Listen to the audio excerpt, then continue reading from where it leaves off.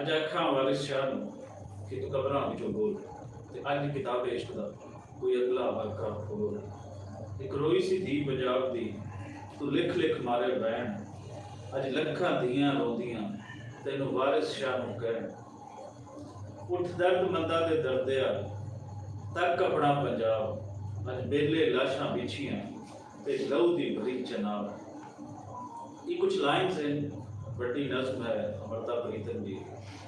अगर इनू मुख रखिए या अफजल साहब की कविता आंगन लमकड़ नंगी तार ते विच रत की आनी, तो ये सारा कुछ जो बयान किया गया है पंजाबी शायरां ने, पंजाबी सोसाइटी ने, पंजाबी लोकाई ने, रोया गया है सिर्फ एक इंसीडेंट में। और वो इंसीडेंट है 1947 की पार्टीशन का। 1947 की पार्टीशन के विच ऐसा की है कि जिसनों रियासतां ने दोनों साइड से कुर्बानियां की दास्तान बनाया, जबकि लुगाई रोंदी गई। लोग उजड़े, लोग रोए, लेकिन गद्दारियां के डर तो चुप रहे। गल्लां होईयां, सोशल मीडिया आया, इस तो पहले इंग्लिश के कुछ लिखा गया, लेकिन ये अगर देखिए उर्दू लिखता बहुत घट मिलदियां, पंजाबी भी बहुत घट है। जितना ये दुखांत सी उतना इस पर लिखा नहीं गया। किसी एक शख्स का कत्ल किसी एक शख्स को बगैर किसी वजह से बेघर कर देना, ये भी उस समाज वास्ते, उस सोसाइटी वास्ते बड़ी शर्मिंदगी की गल होती है। लेकिन देखिए इसके हिस्टोरिकल बैकग्राउंड के जाइए तो पंजाब का कोई 1.5 मिलियन के करीब बंदा ये मरता। उन्होंने लोगों किवें मराया गया, वो सोसाइटी जी हज़ारां सालों को आबाद सी और उसके अंदर सारे मजहबां के लोग इकट्ठे जी रहे सी, इकट्ठे उन्होंने दुख सन, इकट्ठे उन्होंने दर्द सन। इसको अचानक किवें बदल दिता जाता है, किवें बदलिया जाता है, वोटर लिस्टां किवें बदलियां जांदियां हैं, ज़ेन किवें बदले जाते हैं। अचानक पंजाब के अंदर एक लहर जी चलाई जाती है, वो 3-4 सालों के अंदर जो पूरा पंजाब कैप्चर कर लेती है। और ये अगर देखिए तो 47 के जो मार्च को दंगे शुरू होते हैं, उन्होंने सामने रखिए थोड़ा खालसा रावलपिंडी के जोड़े वाकयात हैं, अगर उन्होंने सामने रखिए तो ये बड़ा जरूरी सी कि जो पाड़ पाया जा रही है मार्च के और वो दरम्यान जितने महीने सन ये कोई बड़ी प्लैनिंग की जाती। जून के अंदर जी अनाउंसमेंट होती है, उस तो बाद रेड क्लिफ अवार्ड जो इतने आता है और सारिया सरहदां का अचानक जो जुलाई के लाइनां खींचियां जांदियां हैं, बड़े शार्ट टाइम के सारा कुछ होता है। ये पीछे अगर देखिए तो कोई बड़ी प्लैनिंग सानू लोगों के अमन पसंदी वास्ते, लोगों के एक दूजे जो दूजे देशों के दूजिया थावां के वसाण की प्लैनिंग है, वो अंदर बड़े घाटे नज़र आते हैं। और ये पंजाब की पार्टीशन कर दी जाती है, मजहबी अग ला दी जाती है और जो कट्टर लोग हैं उन्होंने खुली छुट्टी दे दी जाती है। पंजाब बर्बाद होता है, लोग बेघर होते हैं, पंजाबियों की अपनियां धियां बेइज्जत होंगी, पंजाबियों के अपने बाल टुटते हैं। और इस कहानी को 75 साल हो गए, लेकिन नहीं लगता सानू कोई करदार ऐसा जोड़ा इसकी जिम्मेदारी लेंदा है। जिहड़े वो लखां शहादतां हैं, जिहड़ियां लखां कुर्बानियां हैं, उन्होंने किवें तस्दीक की गई, ये भी क्वेश्चन मार्क है साढ़े सामने है। इसी भी टॉपिक पर तुसीं साडी वीडियोज़ देखते रहे, मुख्तलिफ असीं इंटलैक्चुअल्स नाल गल कीती। अगस्त का पूरा महीना असीं पार्टीशन नूं दित्ता होया और ये तुसीं अज दा जिहड़ा सैमीनार है, जिहड़े लोग इत्थे सुन रहे हैं, जिहड़े लोग सानू लाइव सुन रहे हैं, तुहाडे सब का शुक्रिया, तुसीं साडे नाल जुड़े हो। और एक मैं गल कहांगा कि अगर तुहानू पंजाब की पार्टीशन का दर्द है, इस वंड के इस दुखान का तुसीं ज़्यादा लोगों तक इसको पढ़ाना चाहते हो, तो मैं बहुत घट कहता होना कि वीडियो शेयर करो, इसको अपने सर्कल के शेयर लाजमी करो। अज के सैमीनार के जो पार्टीशन के की इफेक्ट हुए पंजाब से मुख्तलिफ असीं हवालों के नाल देख रहे हैं। पहली मान शख्सियत साडी गेस्ट थे तारिक जटाला साहब। तारिक जटाला साहब दयाल सिंह कॉलेज के रिटायर्ड प्रिंसीपल हैं और रिटायरमेंट तो बाद लंबा समा इन्हां दा गुजरा है पंजाबी मूवमेंट के नाल। अगर असीं इत्थे पंजाब के अंदर देखिए कि जो पंजाबी को पढ़ाए जाने के मूवमेंट के वास्ते तो पिछले 1.5 दहाई तो जोड़े लोग मुसलसल सरगर्म हैं, उन्होंने भी तारिक जटाला साहब का नाम है। आप साड़ी तंजीम जी पंजाबी प्रचार है वो जनरल सैकटरी और जी पोलिटिकल पार्टी है पंजाब नैशनल पार्टी वो भी जनरल सैकटरी है। दूजी शख्सियत साढ़े नाल बैठे हैं मोहम्मद ज़ाहिर भट्टी साहब, जिन्हां दा तल्लक गुजरांवाला तो है। महाराजा रंजीत सिंह का शहर इन्हां दा शहर भी है, और ये भी एक लंबे समय तो पंजाबी मूवमेंट के नाल जुड़े हुए हैं। पंजाब नेशनल पार्टी पंजाब के प्रेजिडेंट हैं, और इन्हां दी किताब भी है हरकत ज़ाहिर के नाम के नाल, जिहड़ी कि पूरा पंजाब तक मुकदमा दे विच लड़ा है। इन्हां दे ये उन्हां दे कालमां दा मजमूआ है जिहड़े मुख्तलिफ अखबारां दे विच छपदे हैं। अज असीं गलबात शुरू करांगे पंजाब के पार्टीशन ते। पहला सवाल तरक जलाला साहब, तुसीं सियालकोट दे विच जम्मे जाए जी, और जिवें कि तुसीं दस्सिया कि वंड वेले तुहाडी उम्र जिहड़ी सी 4-5 साल दी सी, जी, थोड़ा थोड़ा याद आता होगा कि उस वेले दे सियालकोट के अंदर जिहड़ी वंड वापरी जा रही सी, लोगों ने उत्थों कढ़िया जा रही सी, लोगों ने लियाया जा रही सी, लोगों की फीलिंग सन, लोग जान वाले की सोच रहे सी, लोग आने वाले की सोच रहे सी, और आम बंदा जिहड़ा ना गया ना आया, वो सारे इस दुखांत नूं, इस बाढ़ नूं वो किवें देखदे सी? हाँ जी, उस वे मैं 4.5 साल का सन जो कि वंड हुई, पाकिस्तान बनया। सानू पाकिस्तान बनने का ज़्यादा पता सी, क्योंकि एक मुस्लिम घराने दे विच मैं पैदा होया सा, ते कन्ना दे विच मुस्लिम लीग, पाकिस्तान जिंदाबाद नारे मतलब सुनन चाहते सन। ते थोड़े जे जो बड़े होए ते फिर बड़ियां दियां गल्लां सुनियां ते पता लगा कि इत्थे हुंदा रहा है। हिंदू सन, सिख सन, वो किस तरह रहंदे सन और किस तरह आपस भाईचारे नाल मिलदे हुंदे सन। फिर बाद विच जो वंड हुई, किस तरह अग्गां लगियां और लुटमार हुई। पंजाब च जिहड़ी वंड हुई ना, खास तौर ते सियालकोट दे इलाके च इहनूं कई नावां नाल पुकारिया जांदा। साडे शहर च इहनूं लुटमार कहंदे सन, कुछ उजाड़े कहंदे सन, कुछ किसी होर लफ्ज़ नाल। ते अपनी जे मैं जाती याददाश्त दे हवाले नाल गल करां ते मैं सिर्फ महसूस करदा सा, वेखिआ जिहड़ा बाकी वो मैं छोटियां 14 अगस्त जां आले दुआले दे दिनां दे विच तरीखां दा बाद च पता लगा, उदों मैं छोटा हुंदा सा। उन्होंने इन्ना पता लगदा सी कि आले दुआले अग्गां लगियां ही ने और आगे दे लंबू उड़दे सन, ते उत्थों कागज़ के टुकड़े, लकड़ी के टुकड़े और भी कई, फिर पूरी राख जिहड़ी सी कोठे ते डिगदी सी। ते मैं पुछदा था अम्मी ये की हो रहा, अबू ये की हो रहा, ते दस सन कि तुहाडे घरां नूं गल्ल आई हैं। यानी जिहड़ा मेरा पहला मुशाहिदा सी ना वंड दा सी कि आले दुआले अग्गां लगियां होईयां ने, ते कोई बड़ी अजीब चीज़ जिहड़ी ना अनहोनी जी गल वारदात होई है। तो जाहिर है कि वो लोग सन जिहड़े सदियां तो इत्थे रह रहे सन, इत्थे दे वासी सन, लेकिन है कि वंड दे विच उन्हां नूं इत्थों ही उन्हां दे देश चों कढ़िया गया, उन्हां दी नाक साड़ी गई। और जिस तरह के पता लगा बाद च खबरां छपियां या दास्तानां जिहड़ियां बनदियां ने सुनन च आईयां कि जो भी जुल्म होए, किस तरह बच्चों नूं मारिया गया, किस तरह औरतों नूं मारिया गया, वड्डियां नूं औरतां दी इज्जतां लुटियां गईयां। सारे काम पंजाब दे विच जिथे मुसलमान सन जां जिथे बाद च इंडिया वाले हिस्से च सिख अक्सरियत जी सन, मतलब सारे काम हर जगह होए। ते सियालकोट दे विच, सियालकोट की पंजाब तो वक्त नहीं सी, ते यह जुल्म सितम बरबरीयत का दौर पंजाब के तकरीबन हर शहर दे विच, खास तौर पर बस्ती और मगरबी पंजाब दे विच होया। ते मैं कुछ वेखिया भी, कुछ महसूस भी किया। और जिस हद तक सियालकोट की गल है, एक गल बड़ी वो है कि सियालकोट दे विच भी बेशतर घराने, बल्कि तकरीबन इनकलाब हो चुकिया सी हिंदू और सिख फैमिलीज़ का, लेकिन जिहड़े उन्हां दी जगह आए सन महाजरीन। अच्छा, सियालकोट ऐसा शहर या जिला है जिहड़ा इंडिया च गुरदासपुर नाल लगदा ते उपर पहाड़ी इलाकों दे विच जम्मू नाल लगदा। इत्थे गुरदासपुर या इंडियन इलाकों दे विच भी महाजर है शहर च जिन्हां इलाकों दे विच, फिर अगों कुछ फिर बाद गुजरांवाला या अगे निकल के बेशतर इधर आबाद हो गए।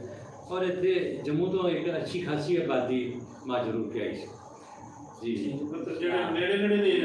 जम्मू के एरिया खास तौर पर गुजर कबाइल, राजपूत या अराई मोस्टली वो सन, क्योंकि उधर डोगरा कबाइल ने मुसलमानों के उत्ते बहुत जुल्म किए सन और बहुत ज़्यादा जानी नुकसान होया सी। जाहिर कि फौरी शेल्टर उन्होंने सियालकोट ही मिल सकता सी। ਔਰ ਇੱਥੇ ਤਾਰਿਕ ਸਾਹਿਬ ਤੁਸੀਂ ਗੱਲ ਕਰ ਰਹੇ ਹੋ ਜੰਮਦੇ ਲੋਕ ਇੱਥੇ ਜ਼ਿਆਦਾ ਸਿਆਲਕੋਟ ਦੇ ਅੰਦਰ ਜਿਹੜਾ ਹੈ ਨਾ ਇੱਥੇ ਕਤਲੋ ਗਾਰਤ ਉਹ ਹੋਰ ਹੋਣੀ ਸੀ, ਪਲਾਨ ਇਹਦਾ ਜ਼ਿਆਦਾ ਸੀ ਸਿਆਲਕੋਟ ਦੇ ਵਿੱਚ। ਲੇਕਿਨ ਇਹਦੇ ਵਿੱਚ ਜਿਹੜੀ 2-3 ਫੈਮਿਲੀ ਸਨ ਨਾ ਉਹਨਾਂ ਨੇ ਲੋਕਾਂ ਨੂੰ ਬਹੁਤ ਬਚਾਇਆ। ਇੱਕ ਜਿਹੜੀ ਸਾਈ ਫੈਮਿਲੀ ਸੀ ਜੱਟਾਂ ਦੀ ਦਸਕੇ ਵਾਲਿਆਂ ਦੀ, ਜੀ ਜੀ ਸਰ ਜ਼ਫਰੁੱਲਾ ਖਾਨ ਜਿਹੜਾ ਪਾਕਿਸਤਾਨ ਦਾ ਉਹਨਾਂ ਦੇ ਭਾਈ ਸੀ ਸ਼ਫਰੁੱਲਾ ਖਾਨ, ਇਹਨਾਂ ਨੇ ਬਹੁਤ ਸਾਰੇ ਲੋਕਾਂ ਨੂੰ ਜਿਹੜਾ ਹੈ ਬਚਾਇਆ। ਫਿਰ ਗੁਜਰਾਂਵਾਲਾ ਦੇ ਆਸੇ ਪਾਸੇ ਦੇ ਲੋਕ ਜਿਵੇਂ ਉਹ ਬਸ਼ੀਰ ਸਾਹਿਬ ਦੱਸਦੇ ਨੇ ਉਹਨਾਂ ਦੇ ਫਾਦਰ ਨੇ ਉਹ ਬਹੁਤ ਜ਼ਿਆਦਾ ਬਚਾਇਆ। ਸੋ ਇੱਕ ਸਾਈਡ ਤੇ ਮਾਰਨ ਵਾਲੇ ਲੋਕ ਵੀ ਸਨ, ਦੂਸਰੀ ਸਾਈਡ ਤੇ ਬਚਾਉਣ ਵਾਲੇ ਲੋਕ। ਸਿਆਲਕੋਟ ਉਹਨਾਂ ਸ਼ਹਿਰਾਂ 'ਚ ਜਿੱਥੇ ਇੰਨਾ ਜ਼ਿਆਦਾ ਕਤਲੋ ਗਾਰਤ ਨਹੀਂ ਸੀ ਹੋਇਆ। ਔਰ ਸਿਆਲਕੋਟ ਦੀ ਇੱਕ ਵਜ੍ਹਾ ਵੀ ਹੋਰ ਵੀ ਹੈ ਸਿਆਲਕੋਟ ਦੇ ਅੰਦਰ, ਕਿ ਸਿਆਲਕੋਟ ਦੇ ਵਿੱਚ ਜਿਹੜੇ ਰਿਸ਼ਤੇਦਾਰੀਆਂ ਸੀ ਉਹ ਬਹੁਤ ਸਾਰੀਆਂ ਫੈਮਿਲੀਜ਼, ਕੁਝ ਸਿੱਖ ਸਨ ਤੇ ਕੁਝ ਮੁਸਲਮਾਨ ਸਨ। ਉਹੀ ਫੈਮਿਲੀਜ਼ ਕੁਝ ਜਿਵੇਂ ਗੁੱਜਰ ਅਸੀਂ ਦੱਸਦੇ ਆ, ਉਹੀ ਗੁੱਜਰ ਮੁਸਲਮਾਨ ਵੀ ਸਨ, ਉਹੀ ਗੁੱਜਰ ਉਹ ਹਿੰਦੂ ਵੀ ਸਨ। ਸੋ ਇਹ ਕਿ ਆਪਸੀ ਜਿਹੜੀ ਉਹਨਾਂ ਦੀ ਰਿਸ਼ਤੇਦਾਰੀਆਂ ਲੋਕਾਂ ਨੇ ਤਾਂ ਵਸਦੇ ਘਰਾਂ ਦੇ ਵਿੱਚ ਰੱਖਿਆ, ਬਲਵਾਈਆਂ ਤੋਂ ਬਚਾਇਆ। ਫਿਰ ਬਾਅਦ ਵਿੱਚ ਕੋਸ਼ਿਸ਼ ਕੀਤੀ ਕਿ ਹਿਫਾਜ਼ਤ ਦੇ ਨਾਲ ਉਹਨਾਂ ਨੂੰ ਮਤਲਬ ਆ ਕੇ ਭੇਜ ਉਹ ਅਗਲਾ ਮੇਰਾ ਕੁਐਸਚਨ ਜਿਹੜਾ ਹੈ, ਅਸੀਂ ਇਹਦੇ ਤੇ ਇੰਪੈਕਟਸ ਤੇ ਗੱਲ ਕਰ ਰਹੇ ਹਾਂ। ਹੁਣ 75 ਸਾਲ ਗੁਜ਼ਰ ਚੁੱਕਾ ਹੈ। ਇਸ ਤੋਂ ਬਾਅਦ ਮੈਂ ਭੱਟੀ ਸਾਹਿਬ ਵੱਲ ਵਧਾਂਗਾ। ਤੁਸੀਂ ਐਜੂਕੇਸ਼ਨ ਸਿਸਟਮ ਦੇ ਨਾਲ ਜੁੜੇ, ਤੁਸੀਂ ਮਾਸਟਰ ਕੀਤਾ ਔਰ ਇਹ ਵੀ ਦੱਸੋਗੇ ਕਿ ਮਾਸਟਰ ਤੁਸੀਂ ਕਿਹੜੇ ਸੰਨ ਦੇ ਵਿੱਚ ਕੀਤਾ ਔਰ ਉਸ ਤੋਂ ਬਾਅਦ ਪੂਰੀ ਜ਼ਿੰਦਗੀ ਤੁਸੀਂ ਪੜ੍ਹਾਇਆ। ਐਜੂਕੇਸ਼ਨ ਸਿਸਟਮ ਦੇ ਅੰਦਰ ਜਿਹੜੀ ਪਾਰਟੀਸ਼ਨ ਹੈ ਇਹਨੂੰ ਕਿਵੇਂ ਵੇਖਿਆ ਗਿਆ ਹੈ ਔਰ ਜਿਹੜਾ ਇੱਕ ਆਮ ਲੋਕਾਈ ਦਾ ਬਿਆਨੀਆ ਹੈ ਉਹ ਕਿਵੇਂ ਵੇਖਦਾ? ਹਾਂ ਬਿਲਕੁਲ, ਜਿਸ ਤੱਕ ਐਜੂਕੇਸ਼ਨ ਸਿਸਟਮ ਦਾ ਤਾਲੁਕ ਹੈ ਤਾਂ ਮੈਂ ਜ਼ਾਹਿਰ ਹੈ ਕਿ ਪ੍ਰਾਇਮਰੀ ਲੈਵਲ 'ਚ ਵੀ ਸਿਆਲਕੋਟ ਵੀ ਮਤਲਬ ਪੜ੍ਹਿਆ ਸੀ, ਲੇਕਿਨ ਉਸ ਵੇਲੇ ਜਦ ਸਾਥ ਨਾ ਉਹ ਅੰਗਰੇਜ਼ ਦੌਰ ਦਾ ਮਤਲਬ ਕੀਤਾ ਹੈ ਸੀ। ਠੀਕ, ਉਹਦੇ ਵਿੱਚ ਸਾਨੂੰ ਤਾਰੀਖ ਪੜ੍ਹਾਈ ਜਾਂਦੀ ਸੀ। ਜਿਹੜਾ ਆਪਣਾ ਪੱਥਰ ਦੇ ਜ਼ਮਾਨੇ ਤੋਂ ਸ਼ੁਰੂ ਕਰਦੇ ਸਨ, ਫਿਰ ਦਾ ਜ਼ਮਾਨਾ, ਫਿਰ ਆਰੀਅਨਸ ਔਰ ਪੂਰੀ ਇੱਕ ਸਿਸਟਮ ਦੇ ਨਾਲ ਚੱਲਦਾ ਸੀ। ਠੀਕ, ਅੱਛਾ, ਜਿਸ ਤੱਕ ਜ਼ਰੀਆ ਤਰੀਮ ਉਹ ਜ਼ਾਹਿਰ ਸੀ ਕਿ ਉਰਦੂ ਸੀ, ਲੇਕਿਨ ਨਿਸਾਬੀ ਕਿਤਾਬਾਂ ਦੇ ਵਿੱਚ ਵੀ ਫਿਲਹਾਲ ਉਸ ਵਕਤ ਤੱਕ 5ਵੀਂ ਜਮਾਤ ਦੇ ਵਿੱਚ ਜਾਂ ਬਾਅਦ ਦੀਆਂ ਕਿਤਾਬਾਂ ਦੇ ਵਿੱਚ ਹਿੰਦੂ ਔਰ ਸਿੱਖ ਧਰਮ ਔਰ ਉਹਨਾਂ ਦੀ ਰਵਾਇਤ ਔਰ ਸਿਆਲਕੋਟ ਪੰਜਾਬ ਦੇ ਜਿਹੜੇ ਮੇਲੇ ਠੇਲੇ ਔਰ ਤਿਉਹਾਰ ਇਹਨਾਂ ਦਾ ਵੀ ਮੁਨਾਸਬਤ ਹੈ ਨੁਮਾਇੰਦਗੀ ਹੁੰਦੀ ਸੀ, ਦੱਸਿਆ ਜਾਂਦਾ ਸੀ। ਅਤੇ ਨਿਸਾਬ ਕਾਫੀ ਹੱਦ ਤੱਕ ਔਰ ਕਾਫੀ ਦੇਰ ਤੱਕ ਪੰਜਾਬ ਦੇ ਵਿੱਚ ਸੈਕੂਲਰ ਰਿਹਾ ਸੀ। ਠੀਕ, ਮਤਲਬ ਪਿਛਲਾ ਚੱਲਦਾ ਰਿਹਾ ਸੀ। ਅਤੇ ਦੂਜੇ ਲਫ਼ਜ਼ਾਂ 'ਚ ਕਹਿ ਲਓ ਕਿ ਅੰਗਰੇਜ਼ ਦਾ ਬਣਾਇਆ ਚੱਲਦਾ ਰਿਹਾ ਸੀ, ਜਿਹੜਾ ਕਿ ਉਹਨੇ ਆਪਣੇ ਅੰਦਾਜ਼ਾਂ ਤੋਂ ਦੇ ਦਿੱਤਾ। ਅਤੇ ਔਰ ਜੇ ਤਿੰਨਾਂ ਮਜ਼ਾਹਬ ਦਾ ਜ਼ਿਕਰ ਥੋੜ੍ਹਾ ਬਹੁਤ ਹੈ ਸੀ, ਨੁਮਾਇੰਦਗੀ ਹੈ ਸੀ, ਲੇਕਿਨ ਤਬਦੀਲੀ ਤੇ ਵਧਾਣੀ ਸੀ ਨਾ। ਇੱਥੇ ਦੀਨ ਚੰਦ ਦਾ ਸਬਜੈਕਟ ਲਾਜ਼ਮਨ ਕਰਾਰ ਦਿੱਤਾ ਗਿਆ। ਅੱਛਾ, ਇਹਦੇ ਇਲਾਵਾ ਪਾਕਿਸਤਾਨ ਰਿਲੇਟਡ ਮਜ਼ਾਮੀਨ ਵੀ ਤਾਰੀਖ ਦੇ ਵਿੱਚ ਵੀ ਮਤਲਬ ਉਹਨੂੰ ਪੜ੍ਹਾਇਆ ਗਿਆ। ਔਰ ਇਹ ਇੱਕੋ ਚੀਜ਼ ਦੱਸੀ ਜਾਂਦੀ ਸੀ ਕਿ ਪਾਕਿਸਤਾਨ ਤਾਰੀਖ ਦੇ ਜਿਹੜੀ ਉਹਦੇ 'ਚ ਹੈ ਕਿ ਹਿੰਦੂ ਮੁਸਲਿਮ ਇਕੱਠੇ ਨਹੀਂ ਰਹਿ ਸਕਦੇ, ਦੋ ਕੌਮੀ ਨਜ਼ਰੀਏ ਤੇ ਜ਼ਿਆਦਾ ਜ਼ੋਰ ਦਿੱਤਾ ਜਾਂਦਾ ਸੀ। ਥੋੜਾ ਤੁਸੀਂ ਲਾਊਡ ਬੋਲੋ ਤੇ ਚੁੱਪ ਮਾਈਕ ਦੀ ਯੂਜ਼ ਕਰ। ਅਤੇ ਦੋ ਕੌਮੀ ਨਜ਼ਰੀਏ ਤੇ ਜ਼ਿਆਦਾ ਜ਼ੋਰ ਸੀ। ਗੌਰਮੈਂਟ ਦਾ ਤਾਂ ਬਿਆਨੀਆ ਹੈ ਸੀ ਕਿ ਹਿੰਦੂ ਮੁਸਲਿਮ ਇਕੱਠੇ ਨਹੀਂ ਰਹਿ ਸਕਦੇ ਔਰ ਇਸ ਵਜ੍ਹਾ ਕਰਕੇ ਹਿੰਦੁਸਤਾਨ ਦੀ ਤਕਸੀਮ ਜ਼ਰੂਰੀ ਸੀ। ਉਹ ਵੱਖਰੀ ਗੱਲ ਹੈ ਕਿ ਹਿੰਦੁਸਤਾਨ ਦੀ ਤਕਸੀਮ ਇਸ ਤਰ੍ਹਾਂ ਹੋਈ ਕਿ ਉਹ ਬੁਨਿਆਦੀ ਤੌਰ 'ਤੇ ਪੰਜਾਬ ਦੀ ਤਕਸੀਮ ਕਿਉਂਕਿ ਉਹਦਾ ਮੁੱਦਾ ਸਿਰਫ ਪੰਜਾਬ 'ਤੇ ਡਿੱਗਾ। ਅਤੇ ਥੋੜ੍ਹਾ ਜਿਹਾ ਮਤਲਬ ਆਮ ਲੋਕਾਂ ਦੇ ਵਿੱਚ ਇਹੀ ਤਾਸਰ ਸੀ। ਅਸੀਂ ਕਿ ਵੱਡਿਆਂ ਕੋਲ ਸੁਣਦੇ ਸਾਂ ਕਿ ਇੱਥੇ ਹਿੰਦੂ ਵੀ ਰਹਿੰਦੇ ਸਨ, ਸਿੱਖ ਵੀ ਰਹਿੰਦੇ ਸਨ ਔਰ ਬੜੇ ਭਾਈਚਾਰੇ ਨਾਲ ਰਹਿੰਦੇ ਸਨ, ਬੜੇ ਅੱਛੇ ਤਾਲੁਕਾਤ ਸਨ ਆਪਸ ਦੇ ਵਿੱਚ, ਸਮਾਜੀ ਤਾਲੁਕਾਤ ਸਨ, ਮੇਲ ਮਿਲਾਪ ਸੀ, ਵਿਆਹਾਂ ਸ਼ਾਦੀਆਂ ਜਾਂਦੇ ਸਨ ਔਰ ਇੱਕ ਦੂਜੇ ਦਾ ਬਹੁਤ ਖਿਆਲ ਰੱਖਦੇ ਸਨ। ਕਈ ਲੋਕ ਐਸੇ ਸਨ ਜਦੋਂ ਮਾਈਗਰੇਟ ਕਰਕੇ ਗਏ ਅਤੇ ਉਹ ਬਕਾਇਦਾ ਚਾਬੀਆਂ ਦੇ ਕੇ ਗਏ ਇਸ ਅੰਦਾਜ਼ ਨਾਲ ਕਿ ਉਹ ਵਾਪਸ ਵੀ ਆਉਣਗੇ। ਕਈਆਂ ਨੇ ਪੂਰੀ ਇਜਾਜ਼ਤਾਂ ਦੇ ਦਿੱਤੀਆਂ ਔਰ ਬਾਅਦ 'ਚ ਕਾਫੀ ਦੇਰ ਤੱਕ ਉਹਨਾਂ ਦੇ ਖਤੋ ਕਿਤਾਬਤ ਵੀ ਹੁੰਦੀ ਰਹੀ। ਕਿਉਂਕਿ ਇੱਥੋਂ ਕੇ ਸਨ ਜਿਹੜੇ ਉਹ ਉਰਦੂ ਜਾਣਦੇ ਸਨ, ਉੱਥੇ ਜਾ ਕੇ ਬਾਅਦ 'ਚ ਮਤਲਬ ਜ਼ਰੀਆ ਤਰੀਮ ਬਦਲ ਗਿਆ ਹੋਣਾ, ਲੇਕਿਨ ਉਹ ਨਸਲਾਂ ਕਾਫੀ ਦੇਰ ਤੱਕ ਆਪਸ 'ਚ ਉਹਨਾਂ ਦੇ ਜ਼ਬਾਦਤ ਰਹੇ। ਖਤੋ ਕਿਤਾਬਤ ਤੇ 2000 ਤੱਕ ਹੁੰਦੀ ਰਹੀ ਹੈ, ਰੇਡੀਓ ਪੰਜਾਬਾਂ ਦੇ ਵਿੱਚ ਲੋਕ ਖਤ ਲਿਖਦੇ ਤੇ ਇਹੀ ਸੁਣੀਦਾ ਸੀ। ਪਰ ਸਾਡੇ ਜ਼ਿਹਨ 'ਚ ਵੀ ਇਹ ਹੁੰਦਾ ਸੀ ਕਿ ਸ਼ਾਇਦ ਵੰਡ ਆਰਜੀ ਇੰਡੀਅਨ ਫਿਲਮਾਂ ਵੀ ਆਉਂਦੀਆਂ ਸਨ ਔਰ ਇਹੀ ਸੋਚਦੇ ਸੀ ਕਿ ਕਦੀ ਅਸੀਂ ਵੀ ਬੰਬਈ ਜਾਵਾਂਗੇ ਅਤੇ ਜਾ ਕੇ ਉੱਥੇ ਦੀ ਇੰਡਸਟਰੀ ਵੇਖਾਂਗੇ, ਸਾਡੀਆਂ ਫਿਲਮਾਂ ਵੀ ਉੱਥੇ ਜਾਂਦੀਆਂ ਸਨ। ਅਤੇ ਇਹ ਤਾਲੁਕਾਤ ਕਾਫੀ ਦੇਰ ਤੱਕ ਵੰਡ ਦੇ ਬਾਵਜੂਦ ਇਹਨੇ ਕਤਲੋ ਗਾਰਤ ਦੇ ਬਾਵਜੂਦ ਬਰਕਰਾਰ ਸਨ। ਅਤੇ ਕੁਝ ਅਰਸਾ ਤੱਕ ਤੇ ਪਾਸਪੋਰਟ ਵੀਜ਼ੇ ਦੀਆਂ ਵੀ ਪਾਬੰਦੀਆਂ ਨਹੀਂ, 4-5 ਸਾਲ ਪਹਿਲੇ ਤੱਕ ਉਹਨੂੰ ਐਗਜ਼ੈਕਟ ਡੇਟ ਦਾ ਨਹੀਂ ਪਤਾ, ਲੇਕਿਨ ਆਜ਼ਾਦਾਨਾ ਆਮਦੋਰਫਤ ਹੈ ਸੀ। ਲੇਕਿਨ ਬਾਅਦ 'ਚ ਆਹਿਸਤਾ ਆਹਿਸਤਾ ਪਾਬੰਦੀਆਂ ਵੱਧਦੀਆਂ ਗਈਆਂ ਔਰ ਗਵਰਨਮੈਂਟ ਦੇ ਬਿਆਨੀਆਂ 'ਚ ਮਜ਼ੀਦ ਸ਼ਿੱਦਤ ਆਂਦੀ ਗਈ ਬਿਲਕੁਲ ਸਹੀ ਹੈ, ਬਿਲਕੁਲ ਸਹੀ ਔਰ ਹੈ। ਸੰਨ 65 ਤੋਂ ਬਾਅਦ ਬਿਆਨੀਆਂ ਬਿਲਕੁਲ ਹੀ ਬਦਲ ਗਿਆ ਜੰਗ ਤੋਂ ਬਾਅਦ। ਬਿਲਕੁਲ ਭੱਟੀ ਸਾਹਿਬ ਮੌਜੂਦ ਹੈ ਜੀ ਸਾਡੇ ਨਾਲ, ਜ਼ਾਹਿਰ ਭੱਟੀ ਸਾਹਿਬ ਅਗਰ ਅਸੀਂ ਦੇਖੀਏ ਪੰਜਾਬ ਦਾ ਜਦੋਂ ਲਫ਼ਜ਼ ਸਾਡੇ ਸਾਹਮਣੇ ਆਉਂਦਾ ਹੈ ਤੇ ਐਗਰੀਰੀਅਨ ਲੈਂਡ ਦੇ ਤੌਰ ਤੇ ਸਾਹਮਣੇ ਆਉਂਦਾ ਹੈ, ਹਰੀਆਂ ਭਰੀਆਂ ਫਸਲਾਂ ਸਦੀਆਂ ਤੋਂ। ਔਰ ਇਸੇ ਹੀ ਪੰਜਾਬ ਦੇ ਬਾਰੇ ਜਿਹੜੇ ਹਮਲਾਵਰ ਹੁੰਦੇ ਸਨ ਤੇ ਉਦੋਂ ਆਉਂਦੇ ਸਨ ਜਦੋਂ ਫਸਲਾਂ ਪੱਕ ਜਾਂਦੀਆਂ ਸੀ। ਉਹਦੇ ਚ ਅਫਗਾਨੀ ਹਮਲਾਵਰ ਕਹੀਏ, ਦੁਰਾਨੀ ਕਹੀਏ, ਜਿਹੜੇ ਸਨ ਈਰਾਨੀ ਅੱਗੇ ਜਿੱਥੇ ਜਿੱਥੇ ਅਸੀਂ ਦੇਖੀਏ ਸਾਰੇ ਸਨ, ਤੁਰਕ ਵੀ ਸ਼ਾਮਲ ਸਨ, ਸਾਰਿਆਂ ਨੇ ਹਮਲੇ ਕੀਤੇ। ਔਰ ਉਹਨਾਂ ਦਿਨਾਂ ਦੇ ਵਿੱਚ ਹੁੰਦੇ ਸੀ ਜਦੋਂ ਫਸਲ ਪੱਕ ਜਾਂਦੀ ਸੀ ਪੰਜਾਬ ਦੀ। ਸੋ ਇਸੇ ਲਈ ਲੁਕਾਈ ਦੇ ਅੰਦਰੋਂ ਇੱਕ ਜਿਹੜੀ ਆਵਾਜ਼ ਉੱਠੀ ਤੇ ਖਾਧਾ ਪੀਤਾ ਲਾਏ ਦਾ ਬਾਕੀ ਐਵੇਂ ਸ਼ਾਇਦ। ਫਿਰ ਬੁੱਲੇ ਸ਼ਾਹ ਨੂੰ ਅਗਰ ਦੇਖੀਏ ਤਾਂ ਬੁੱਲੇ ਸ਼ਾਹ ਵੀ ਉਹੀ ਫਰਮਾਉਂਦੇ ਨੇ ਕਿ ਖੁੱਲਾ ਅਸ਼ਰ ਆਜ਼ਾਦ ਹੈ, ਬੁਰਾ ਹਾਲ ਹੋਇਆ ਪੰਜਾਬ ਦਾ। ਇਹ ਸਾਰਾ ਸਾਹਮਣੇ ਰੱਖੀ ਅਗਰ ਇਹ ਸਾਰਾ ਕੁਝ ਐਗਰੀਰੀਅਨ ਲੈਂਡ ਨੂੰ ਤੇ ਇਸ ਨੂੰ ਕਿਵੇਂ ਬਰਬਾਦ ਕੀਤਾ ਗਿਆ, ਪੰਜਾਬ ਦੇ ਪਾਣੀ ਖੋਹ ਲਿਆ ਗਿਆ ਇੱਕ ਖਾਸ ਏਜੰਡੇ ਦੇ ਤਹਿਤ। ਔਰ ਸਾਨੂੰ ਆਉਣ ਵਾਲੀ ਇੱਕ ਸਦੀ ਦੇ ਵਿੱਚ ਅਗਰ ਪਾਰਟੀਸ਼ਨ ਤੋਂ ਲੈ ਕੇ ਇੱਥੇ ਤੱਕ ਜਾਈਏ ਤੇ ਪੂਰੇ 100 ਸਾਲਾਂ ਜਿਹਦੇ 75 ਸਾਲ ਹੋ ਚੁੱਕੇ, ਬਾਕੀ 25 ਸਾਲ ਰਹਿੰਦੇ। 25 ਸਾਲਾਂ ਦੇ ਵਿੱਚ ਸਾਨੂੰ ਪੰਜਾਬ ਦਾ ਜ਼ੇਰੇ ਜ਼ਮੀਨ ਪਾਣੀ ਨਜ਼ਰ ਨਹੀਂ ਆਉਂਦਾ। ਔਰ ਦਰਿਆ ਜਿਹੜੇ ਪੰਜਾਬ ਦੇ ਨੂੰ ਕਿੱਥੇ ਗਏ ਇਹਦੀ ਵੀ ਸਾਨੂੰ ਸਮਝ ਨਹੀਂ ਆ ਰਹੀ। ਕੀ ਇੰਪੈਕਟ ਕ੍ਰੀਏਟ ਹੋ ਰਹੀ ਹੈ? ਵੇਖੋ ਜੀ, ਥੋੜਾ ਅਗਰ ਉੱਚਾ ਤੁਸੀਂ ਬੋਲੋ। ਪੰਜਾਬ ਧਰਤੀ ਜਿਹੜੀ ਹੈ ਵੇਖੋ ਜੀ ਸਭ ਤੋਂ ਸ਼ਾਦਾਬ ਇਹ ਸ਼ੁਰੂ ਤੋਂ ਮਸ਼ਹੂਰ ਹੈ, ਐਗਰੀਕਲਚਰ ਨਾਲ ਮਤਲਬ ਰਿਲੇਟਡ ਹੈ। ਔਰ ਇਹ ਵਜ੍ਹਾ ਕਿ ਅਫਗਾਨਿਸਤਾਨ ਤੋਂ ਜਿਹੜੇ ਜਾਂ ਬਸਤੀ ਸ਼ਿਤ ਹੁੰਦੇ ਰਹੇ ਨੇ, ਇੱਥੋਂ ਦੀਆਂ ਫਸਲਾਂ ਜਦੋਂ ਹੁੰਦੀਆਂ ਸਨ, ਇੱਥੋਂ ਜੀਵਾਂ ਦਾ ਜਿਹੜਾ ਜੀ ਸਭ ਤੋਂ ਸ਼ਾਦਾਬ ਵਿੱਚ ਫਸਲਾਂ ਦਾਣੇ ਇਹ ਸਾਰੇ ਮਤਲਬ ਕਿ ਖੁਸ਼ਹਾਲੀ ਦੇ ਨਾਲ ਸੀ। ਅਤੇ ਰੋਟੀ ਨਾਲ ਪਾਰਟੀਸ਼ਨ ਜਦੋਂ ਹੋਈ ਤੇ ਉਹਦੇ ਇਹ ਦਰਿਆਵਾਂ ਦੀ ਸਦਮੇ ਹੈ ਤੇ ਇੱਥੇ ਕਈ ਮਤਲਬ 3 ਮਜ਼ਹਬ ਨੇ ਮੇਨ ਜਿਹੜੇ ਨੇ, ਮੁਸਲਮਾਨ, ਹਿੰਦੂ ਤੇ ਸਿੱਖ। ਤੇ ਬਦਕਿਸਮਤੀ ਇਹ ਹੈ ਕਿ ਪਾਰਟੀਸ਼ਨ ਦੇ ਵਿੱਚ ਜਦੋਂ ਹੋਈ ਤੇ ਪੰਜਾਬ ਹਿੰਦੁਸਤਾਨ ਦੀ ਤਰਕੀਬ ਨੇ, ਮੈਂ ਸਮਝਦਾ ਕਿ ਪੰਜਾਬ ਨੂੰ ਜਿਹੜਾ ਸਭ ਤੋਂ ਜ਼ਿਆਦਾ ਅਸਰ ਹੋਇਆ। ਪੰਜਾਬ ਦੇਖੋ ਜੀ, ਮੈਂ ਸਮਝਦਾ ਕਿ ਵੰਡੇ ਜਿਹਨੂੰ ਵੱਢਿਆ ਗਿਆ ਔਰ ਇਹਦੇ ਕਲਚਰ ਨੂੰ ਵੱਢਿਆ ਗਿਆ, ਇਹਦੀ ਧਰਤੀ ਵੀ ਵੰਡੀ ਗਈ। ਤਕਸੀਮ ਚਲੋ ਜੀ ਹੁੰਦੀ ਰਹੀ ਹੈ, ਜਗਰਾਫੀ ਬਦਲਦੇ ਰਹੇ ਨੇ ਤੇ ਲੇਕਿਨ ਇਹ ਜੋ ਪੰਜਾਬ ਨਾਲ ਰਹਾ ਹੋਇਆ ਉਹ ਮੇਰਾ ਖਿਆਲ ਦੇ ਤਾਰੀਖ ਹੈ, ਹਿੰਦੁਸਤਾਨ ਦੀ ਤਾਰੀਖ ਫਰਸਤੀ ਤਾਰੀਖ ਸਾਰੇ ਜਾਂਦੀ ਭਰਾਵਾਂ ਨੇ ਭਰਾਵਾਂ ਨੂੰ ਕੱਟਿਆ, ਠੀਕ ਹੈ ਜੀ। ਉਹਦਾ ਫਿਰ ਇੰਪੈਕਟ ਸਾਡੇ ਵੇਖੋ ਜੀ ਹਰ ਕਲਚਰ 'ਤੇ ਹੋਇਆ। ਸਾਡੀ ਜਿਹੜੀ ਐਗਰੀਕਲਚਰ ਜਿਹੜੀ ਸੀ ਉਸ ਦੇ ਅਸਰਾਤ ਹੋਏ ਤੇ 10-12 ਸਾਲ ਬਾਅਦ ਇੱਕ ਐਗਰੀਮੈਂਟ ਹੋਇਆ ਕਿ 2 ਮੁਲਕ ਬਣ ਕੇ ਦੁਸ਼ਮਣੀ ਇੱਕ ਆਪਸ ਵਿੱਚ ਨਫਾਤ ਸੀ ਕਸ਼ਮੀਰ ਦੇ ਇੱਕ ਵਜ੍ਹਾ ਨਾਲ। ਕਸ਼ਮੀਰ ਵੀ ਕਿਉਂਕਿ ਪੰਜਾਬ ਨਾਲ ਰਿਲੇਟਡ ਹੈ ਤੇ ਉਹ ਜਿਹੜਾ ਨਾ ਇਹ ਪੰਜਾਬ ਦੇ ਦਰਿਆ ਜਿਹੜੇ ਨੇ 3 ਜਿਹੜੇ ਨੇ ਉਹ ਚੜ੍ਹਦੇ ਹਿੰਦੁਸਤਾਨ ਦੇ ਇੱਥੇ 3 ਨੇ।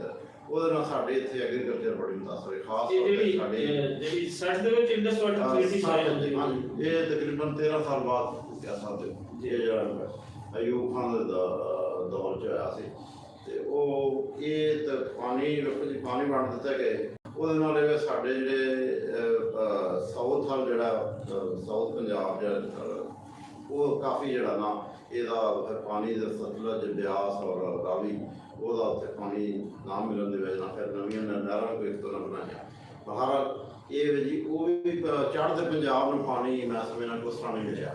ਉਹ ਵੀ ਅੱਗੋਂ ਨਾਲ ਰਾਜਸਥਾਨ ਜਾਂ ਬਾਕੀ ਸਟੇਟਾਂ ਨੂੰ ਅੱਗੇ ਪਾਣੀ ਜਿਹੜਾ ਇਹ ਬੜਾ ਵੱਡਾ ਮੈਂ ਸਮਝਣਾ ਕਿ ਪੰਜਾਬ ਨਾਲ ਤਰਾ ਹੋਏ ਦਰਿਆਵਾਂ ਦੀ ਜ਼ਮੀਨ ਸੀ ਤੇ ਕਲਚਰ ਸਾਡਾ ਮਿਕਸ ਸੀ, ਸਾਰਾ ਸੁਲਤਾ ਹਿੰਦੂ ਸਿੱਖ ਸਾਰੇ ਇਕੱਠੇ ਰਹਿੰਦੇ ਸਨ।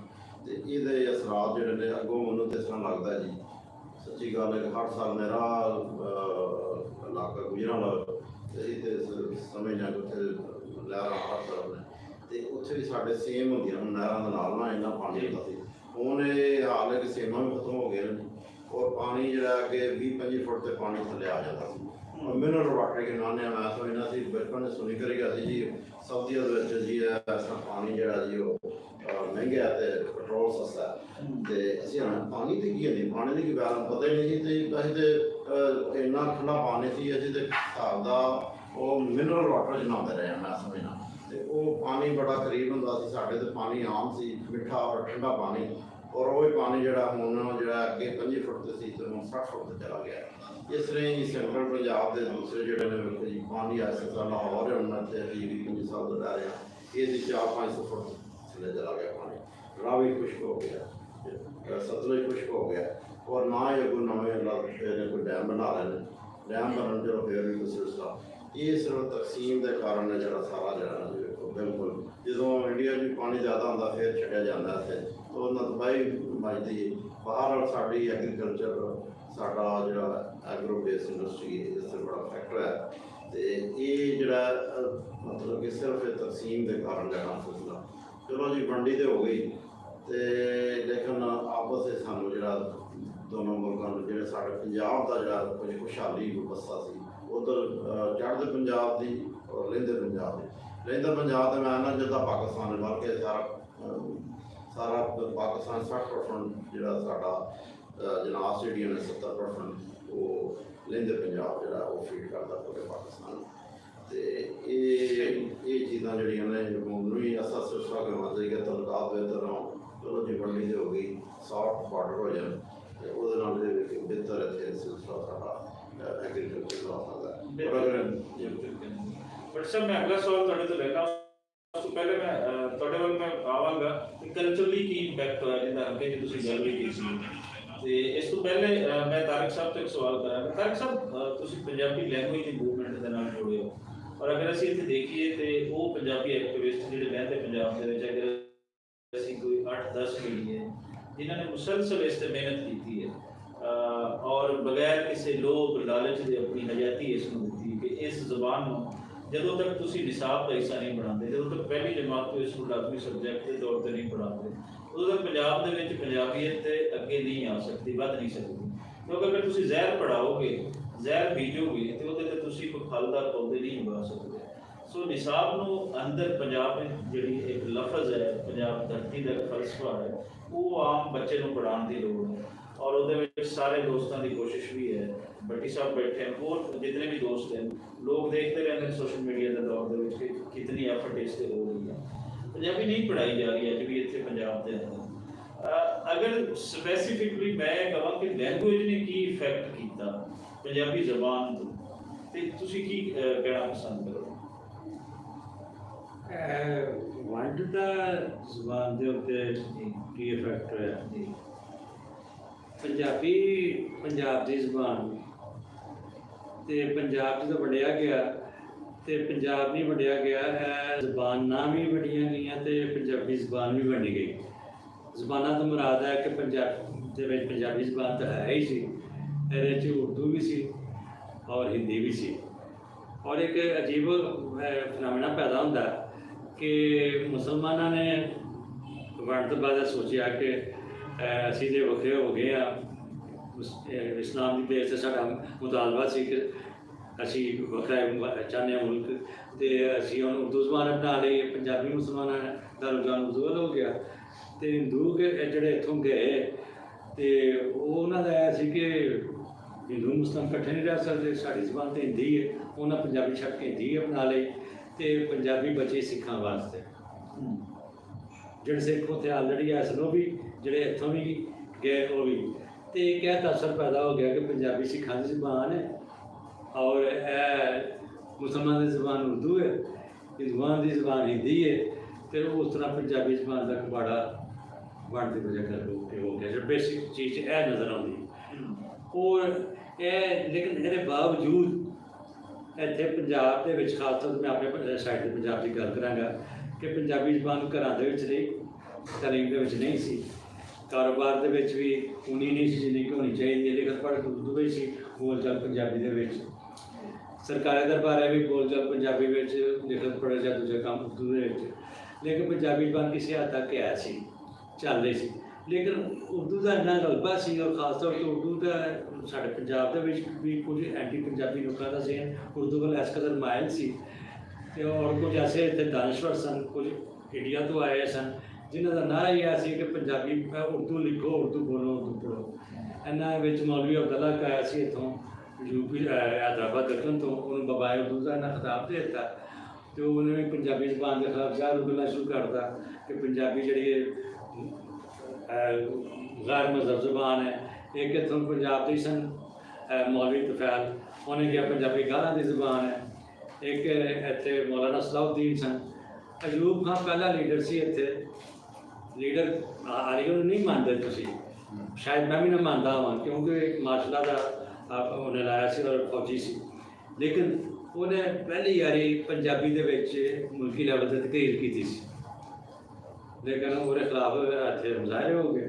ਮੌਲਵੀ ਸਲਾਹੁਦੀਨ ਨੇ ਉਹਦੇ ਖਿਲਾਫ ਕਾਰਟੂਨ ਛਾਪਣੇ ਸ਼ੁਰੂ ਕਰ ਦਿੱਤੇ। ਯਾਨੀ ਇਹ ਹਾਲ ਸੀ ਕਿ ਪੰਜਾਬੀ ਜ਼ਬਾਨ ਨੂੰ ਐਸਾ ਤਖਤ ਲੈ ਔਰ ਫਿਰ ਬਾਅਦ ਦੇ ਵਿੱਚ ਪੰਜਾਬੀ ਨੂੰ ਆਇੰਦਾ ਹਿੱਸਾ ਵੀ ਨਾ ਬਣਾਇਆ ਗਿਆ, ਕੌਮੀ ਜ਼ਬਾਨ ਨੂੰ ਬਣਾ ਦਿੱਤੀ ਗਈ ਅਤੇ ਫਿਰ ਅੰਗਰੇਜ਼ੀ ਮੀਡੀਅਮ ਸਕੂਲ ਖੋਲ੍ਹ ਕੇ ਉਤੋਂ ਬੇਸ਼ਮਰ ਟੈਲੀਵਿਜ਼ਨ ਸਟੇਸ਼ਨ ਕਾਇਮ ਹੋ ਗਏ, ਦਿਨ ਰਾਤ ਅੰਗਰੇਜ਼ੀ ਪ੍ਰੋਗਰਾਮ ਸ਼ੁਰੂ ਕਰਨ ਵਾਲੇ। ਨਤੀਜਾ ਇਹ ਨਿਕਲਿਆ ਕਿ ਪੰਜਾਬੀ ਜ਼ਬਾਨ ਰਫਤਾ ਰਫਤਾ ਕਰਾਂ ਤੋਂ ਨਿਕਲ ਗਈ ਔਰ ਸਕੂਲਾਂ 'ਚ ਆਲਰੇਡੀਆਂ ਨਹੀਂ ਸੀ। ਸਾਡਾ ਮੁਤਾਲਬਾ ਹੈ ਕਿ ਪੰਜਾਬ ਦੇ ਵਿੱਚ ਪੰਜਾਬੀ ਜ਼ਬਾਨ ਦੀ ਬਗਾਵ ਬਹੁਤ ਜ਼ਰੂਰੀ ਹੈ, ਕਿਉਂਕਿ ਪੰਜਾਬ ਦਾ ਕਲਚਰ ਔਰ ਪੰਜਾਬ ਦੀ ਆਈਡੈਂਟੀਟੀ ਇਹ ਪੰਜਾਬੀ ਜ਼ਬਾਨ ਨਾਲ ਜੁੜੀ ਹੋਈ ਹੈ। ਕਿਸੇ ਜ਼ਬਾਨ ਕੌਮ ਨੂੰ ਤਬਾਹ ਕਰਨਾ ਹੋਵੇ, ਇੱਕ ਆਮ ਇੱਕ ਮਸ਼ਹੂਰ ਬੰਦੇ ਦਾ ਕੌਲ ਹੈ ਅਤੇ ਉਹ ਕੋਲ ਜ਼ਬਾਨ ਖੋਲ੍ਹ ਲਓ। ਅਤੇ ਪੰਜਾਬ ਦੇ ਵਿੱਚ ਚੂੰਕਿ ਪੰਜਾਬੀ ਜ਼ਬਾਨ ਸਕੂਲਾਂ 'ਚ ਨਹੀਂ ਪੜ੍ਹਾਈ ਜਾ ਰਹੀ, ਉਹਦੀ ਵਜ੍ਹਾ ਕਰਕੇ ਪੰਜਾਬ ਦਾ ਕਲਚਰ ਵੀ ਖਤਮ ਹੋ ਰਿਹਾ, ਕਿਉਂਕਿ ਜ਼ਬਾਨ ਦੇ ਅਲਫਾਜ਼ ਹੁੰਦੇ ਨੇ ਜਿਹੜੇ ਕਲਚਰ ਦੇ ਵਿੱਚ ਆਉਂਦੇ ਨੇ ਔਰ ਕਲਚਰ ਦੇ ਵਿੱਚ ਇੱਕ ਨੁਮਾਇੰਦਗੀ ਹੁੰਦੀ ਹੈ ਉਹਨਾਂ ਅਲਫਾਜ਼ 'ਚ ਹੈ। ਮਸਲ ਪੰਜਾਬ ਦੇ ਮੇਲੇ ਨੇ ਸਾਰੇ ਪੰਜਾਬੀ ਜ਼ਬਾਨ ਦੇ ਨਾਲ ਹੀ ਹੋਣਗੇ। ਪੰਜਾਬ ਦੇ ਜਿਹੜੇ ਰਕਸ ਨੇ ਉਹ ਵੀ ਪੰਜਾਬੀ ਜ਼ਬਾਨ ਦੇ ਨਾਲ ਹੀ ਹੋਣਗੇ। ਜਦੋਂ ਅਲਫਾਜ਼ ਹੀ ਮੁਕਾ ਦੇਵੋਗੇ ਉਹਦੇ ਜਿਹੜੇ ਦੂਜੇ ਅਲਫਾਜ਼ ਤੁਸੀਂ ਜਾਰੀ ਕਰ ਦੋਗੇ ਤਾਂ ਉਹ ਕਲਚਰ ਸਾਰਾ ਮੁੱਕ ਜਾਏਗਾ। ਉਹ ਕਲਚਰ ਮੁੱਕ ਜਾਏਗਾ ਅਤੇ ਸ਼ਨਾਖਤ ਮੁੱਕ ਜਾਏਗੀ। ਸ਼ਨਾਖਤ ਬੜੀ ਜ਼ਰੂਰੀ ਚੀਜ਼ ਹੈ ਅਤੇ ਸਾਡੀ ਚੂੰਕਿ ਪੰਜਾਬ ਦੇ ਲੋਕਾਂ ਦਾ ਕੋਲ ਜ਼ਬਾਨ ਹੈ ਨਹੀਂ, ਉਰਦੂ ਵੱਲ ਰੁਝਾਨ ਹੈ। ਹੁਣ ਉਰਦੂ ਅਸੀਂ ਅੰਗਰੇਜ਼ੀ ਵੱਲ ਵੀ ਟੁੱਟ ਪਏ ਹਾਂ। ਸਾਡੇ ਕਾਫੀ ਫੈਮਿਲੀਜ਼ ਆਪਣੇ ਬੱਚਿਆਂ ਨੂੰ ਅੰਗਰੇਜ਼ੀ ਜਮਾਂਦਰੂ ਪੜ੍ਹਾ ਰਹੀਆਂ ਨੇ, ਸਿਖਾ ਰਹੀਆਂ, ਅਤੇ ਆਹਿਸਤਾ ਆਹਿਸਤਾ ਜ਼ਬਾਨ ਖਤਮ ਹੁੰਦੀ ਜਾ ਰਹੀ ਹੈ। ਬਹੁਤ ਜ਼ਰੂਰੀ ਹੈ ਕਿ ਇਹਨੂੰ ਔਰ ਜ਼ਬਾਨ ਦੀ ਬਕਾ ਦੇ ਵਿੱਚ ਔਰ ਜ਼ਬਾਨ ਦੇ ਵਿੱਚ ਗੌਰਮੈਂਟ ਦਾ ਬੜਾ ਰੋਲ ਹੁੰਦਾ। ਅਸੀਂ ਨਹੀਂ ਇਹ ਕਹਿ ਸਕਦੇ ਕਿ ਗੌਰਮੈਂਟ ਦਾ ਰੋਲ ਨਹੀਂ, ਗੌਰਮੈਂਟ ਪਾਲਿਸੀ ਬਣਾਉਂਦੀ ਹੈ। ਹਰ ਮੁਲਕ 'ਚ ਇੱਕ ਲੈਂਗੁਏਜ ਪਾਲਿਸੀ ਹੁੰਦੀ ਹੈ ਔਰ ਉਹਦੇ ਤਹਿਤ ਜ਼ਬਾਨ ਦਾ ਮਸਲਾ ਹੱਲ ਕੀਤਾ ਜਾਂਦਾ ਹੈ। ਇੰਡੀਆ ਦੇ ਵਿੱਚ ਲੈਂਗੁਏਜ ਪਾਲਿਸੀ ਦੇ ਤਹਿਤ ਮਸਲਾ ਹੱਲ ਕੀਤਾ ਗਿਆ ਕਿ ਅੰਗਰੇਜ਼ੀ ਹਿੰਦੂ ਨੂੰ ਅਫੀਸ਼ੀਅਲ ਜ਼ਬਾਨਾਂ ਕਰਾਰ ਦੇ ਕੇ ਬਾਕੀ ਸੂਬਿਆਂ ਦੀਆਂ ਜ਼ਬਾਨਾਂ ਨੂੰ ਕੌਮੀ ਜ਼ਬਾਨਾਂ ਬਣਾ ਦਿੱਤਾ ਗਿਆ ਔਰ ਉਸ ਸੂਬੇ ਦੀ ਹਰ ਕੌਮੀ ਜ਼ਬਾਨ ਉੱਥੇ ਦੀ ਸਰਕਾਰੀ ਜ਼ਬਾਨ ਵੀ ਹੈ। ਪੰਜਾਬ 'ਚ ਐਸਾ ਕੋਈ ਸਿਸਟਮ ਨਹੀਂ। ਇੱਥੇ ਸਿੰਧ 'ਚ ਵੱਖ ਸਿਸਟਮ ਹੈ ਔਰ ਸੂਬਾ ਸਾਡੇ 'ਚ ਵੱਖ ਹੈ, ਪੰਜਾਬ 'ਚ ਬਿਲਕੁਲ ਹੀ ਵੱਖ ਹੈ। ਕੁਝ ਸੂਬਿਆਂ ਦੇ ਵਿੱਚ ਜ਼ਬਾਨ ਮੀਡੀਅਮ ਆਫ ਇੰਸਟਰਕਸ਼ਨ ਹੈ ਕਿਸੇ ਹੱਦ ਤੱਕ ਔਰ ਕੁਝ ਸੂਬਿਆਂ 'ਚ ਹੈ ਨਹੀਂ ਜਿਹਨਾਂ 'ਚ ਪੰਜਾਬ ਵੀ ਸ਼ਾਮਲ ਹੈ। ਅਤੇ ਉਹਦਾ ਨੁਕਸਾਨ ਇਹ ਪਹੁੰਚ ਰਿਹਾ ਕਿ ਸਾਡੀ ਨਵੀਂ ਨਸਲ ਜਿਹੜੀ ਹੈ ਨਾ ਇਹਦੀ ਨਾ ਪੰਜਾਬੀ ਕਲਚਰ ਨਾਲ ਜੁੜਤ ਹੈ ਔਰ ਨਾ ਜ਼ਮੀਨ ਨਾਲ ਜੁੜਤ। ਜ਼ਮੀਨ ਨਾਲ ਮੁਹੱਬਤ ਵੀ ਨਹੀਂ ਕਾਇਮ ਹੁੰਦੀ। ਇਹਨਾਂ ਜਿਸ ਅਸੀਂ ਕਹਿੰਦੇ ਨਾ ਹੁਬੁਲ ਵਤਨੀ ਜਾਂ ਪੈਟਰੀਆਟਿਜ਼ਮ ਉਹ ਕਿਦੋਂ ਆਏਗੀ? ਜਦੋਂ ਤੋਂ ਉਸ ਇਲਾਕੇ ਦੇ ਵਿੱਚ ਜ਼ਬਾਨ ਨਹੀਂ ਜਾਣਦੇ, ਉਸ ਇਲਾਕੇ ਦੇ ਕਲਚਰ ਨਾਲ ਤੁਸੀਂ ਵਾਕਫ ਨਹੀਂ, ਤਾਂ ਉਸ ਇਲਾਕੇ ਨਾਲ ਤੁਹਾਡੀ ਮੁਹੱਬਤ ਹੋ ਨਹੀਂ ਸਕਦੀ। ਫਿਰ ਤੁਹਾਡਾ ਤਾਂ ਇਹੀ ਹੋਏਗਾ ਕਿ ਪੜ੍ਹ ਲੈ ਕੇ ਤੁਸੀਂ ਬਾਹਰ ਟੁੱਟ ਜਾਓ। ਪੜ੍ਹਾਈ ਕਾਹਦੇ ਵਾਸਤੇ ਕਰਦੇ ਹੋ ਕਿ ਕਿਸੇ ਤਰੀਕੇ ਨਾਲ ਅਸੀਂ ਅਮਰੀਕਾ ਤੋਂ ਜਾਈਏ, ਦੁਬਈ ਤੋਂ ਜਾਈਏ ਜਾਂ ਅਸੀਂ ਜਹਾਜ਼ ਮਿਲ ਜਾਈਏ ਔਰ ਅਲੱਗ ਬਿਹਤਰ ਨਸਲ ਤਿਆਰ ਕਰਨਾ ਨਹੀਂ ਹੁੰਦਾ। ਜੇ ਅਸੀਂ ਇੱਕ ਬਿਹਤਰ ਨਸਲ ਤਿਆਰ ਕਰਨਾ ਚਾਹੁੰਦੇ ਹਾਂ, ਅਸੀਂ ਚਾਹੁੰਦੇ ਹਾਂ ਕਿ ਪੰਜਾਬ ਦੇ ਵਿੱਚ ਇੱਕ ਬਿਹਤਰ ਨਸਲ ਤਿਆਰ ਹੋਵੇ ਜਿਹਨੂੰ ਆਪਣੇ ਮੁਲਕ ਨਾਲ ਵੀ ਮੁਹੱਬਤ ਹੋਵੇ, ਜਿਹਨੂੰ ਆਪਣੇ ਕਲਚਰ ਨਾਲ ਵੀ ਪਿਆਰ ਹੋਵੇ, ਜਿਹੜਾ ਫਖਰ ਨਾਲ ਕਹਿ ਸਕੇ ਕਿ ਭਈ ਆਹ ਸਾਡਾ ਦੇਸ਼ ਹੈ ਅਤੇ ਫਿਰ ਸਾਨੂੰ ਸਾਡੀ ਜ਼ਬਾਨ ਵਾਪਸ ਮਿਲਣੀ ਚਾਹੀਦੀ ਹੈ। ਸਕੂਲਾਂ 'ਚ ਜ਼ਬਾਨ ਨੂੰ ਪੜ੍ਹਾਇਆ ਜਾਣਾ ਚਾਹੀਦਾ। ਬਹੁਤ ਸੋਹਣੀ ਗੱਲ ਹੈ ਤਾਰਕ ਸਾਹਿਬ, ਜਿਹੜੀ ਤੁਸੀਂ ਦੋ ਤਿੰਨ ਗੱਲਾਂ ਕੀਤੀਆਂ। ਮੈਂ ਭੱਟੀ ਸਾਹਿਬ ਵੱਲ ਕੁਐਸਚਨ ਆਪਣਾ ਸਵਾਲ ਕਰਾਂਗਾ ਕਿ ਕਲਚਰ ਦੀ ਕੀ ਇੰਪੈਕਟ ਹੋਇਆ ਔਰ ਉਹਦੇ ਵਿੱਚ ਜਿਹੜੀ ਗੱਲ ਕਲਚਰ ਔਰ ਲੈਂਗੁਏਜ ਇਹ ਜੁੜੀਆਂ ਹੋਈਆਂ ਚੀਜ਼ਾਂ ਹੁੰਦੀਆਂ ਨੇ, ਵੱਖੋ ਵੱਖ ਨਹੀਂ ਹੁੰਦੀਆਂ। ਇਸ ਤੋਂ ਪਹਿਲੇ ਜਿੱਥੇ ਜਿੱਥੇ ਲਾਈਵ ਚੱਲ ਰਹੀ ਹੈ, ਅਗਰ ਕੋਈ ਕੁਐਸਚਨ ਕੋਈ ਕਿਸੇ ਦਾ ਹੋਵੇ, ਕੋਈ ਪੰਜਾਬੀ ਦੇ ਬਾਰੇ ਇੱਥੋਂ ਦੀ ਜਿਹੜੀ ਇੱਕ ਮੂਵਮੈਂਟ ਸਾਡੀ ਚੱਲਦੀ ਹੋਈ ਲਹਿਰ ਜਿਹੜੀ ਹੈ ਪੰਜਾਬੀ ਦੇ ਪੜ੍ਹਾਏ ਜਾਣ ਤੋਂ ਜਾਂ ਹੋਰ ਲਹਿੰਦੇ ਪੰਜਾਬ ਤੋਂ ਰਿਲੇਟਡ ਕੋਈ ਕਿਸੇ ਕਿਸਮ ਦਾ ਕੋਈ ਸਵਾਲ ਹੋਵੇ ਤੇ ਉਹ ਵੀ ਤੁਸੀਂ ਸਾਨੂੰ ਦੱਸਣਾ ਹੈ ਜਿਹੜੇ ਲੋਕ ਦੇਖ ਰਹੇ ਹੋ। ਭੱਟੀ ਸਾਹਿਬ, ਕਲਚਰਲੀ ਔਰ ਲੀਗੂਅਲੀ ਪੰਜਾਬ ਕਿਵੇਂ ਵੰਡਿਆ? ਨਾ ਸਿਰਫ ਧਰਤੀ ਵੰਡੀ ਬਲਕਿ ਇਹਨੂੰ ਵੀ ਵੰਡ ਦਿੱਤਾ ਗਿਆ ਔਰ ਉਹਦੇ ਵਿੱਚ ਅਗਰ ਦੇਖੀਏ ਤੇ ਜਿਹੜੇ ਪੰਜਾਬ ਦੇ ਫੈਸਟੀਵਲਸ ਉਹ ਵੀ ਵੰਡ ਦਿੱਤੇ ਗਏ। ਕੀ ਇੰਪੈਕਟ ਕ੍ਰੀਏਟ ਹੋਇਆ ਸਰ? ਅਗਰ ਮਾਈਕ ਤੁਸੀਂ ਲੈ ਲਓ ਪਲੀਜ਼, ਬਸ ਇੱਥੇ ਰਜ਼ਾ ਸਾਹਿਬ, ਪਾਕਿਸਤਾਨ ਬਣਨ ਤੋਂ ਬਾਅਦ ਕਲਚਰਲੀ ਬੜੀ ਚੇਂਜ ਆਈ ਹੈ। ਪਹਿਲਾਂ ਮੇਲੇ ਠੇਲੇ ਹੁੰਦੇ ਸਨ, ਪੰਜਾਬ ਧਰਤੀ ਮੇਲੇ ਠੇਲੇ ਹੁੰਦੇ, ਇੱਥੇ ਮੁਸ਼ਤਰਕਾ ਮੇਲੇ ਹੁੰਦੇ ਸਨ, ਵਿਸਾਖੀ ਹੁੰਦਾ ਸੀ, ਲੋਹੜੀ ਹੁੰਦੀ, ਠੀਕ ਹੈ ਜੀ।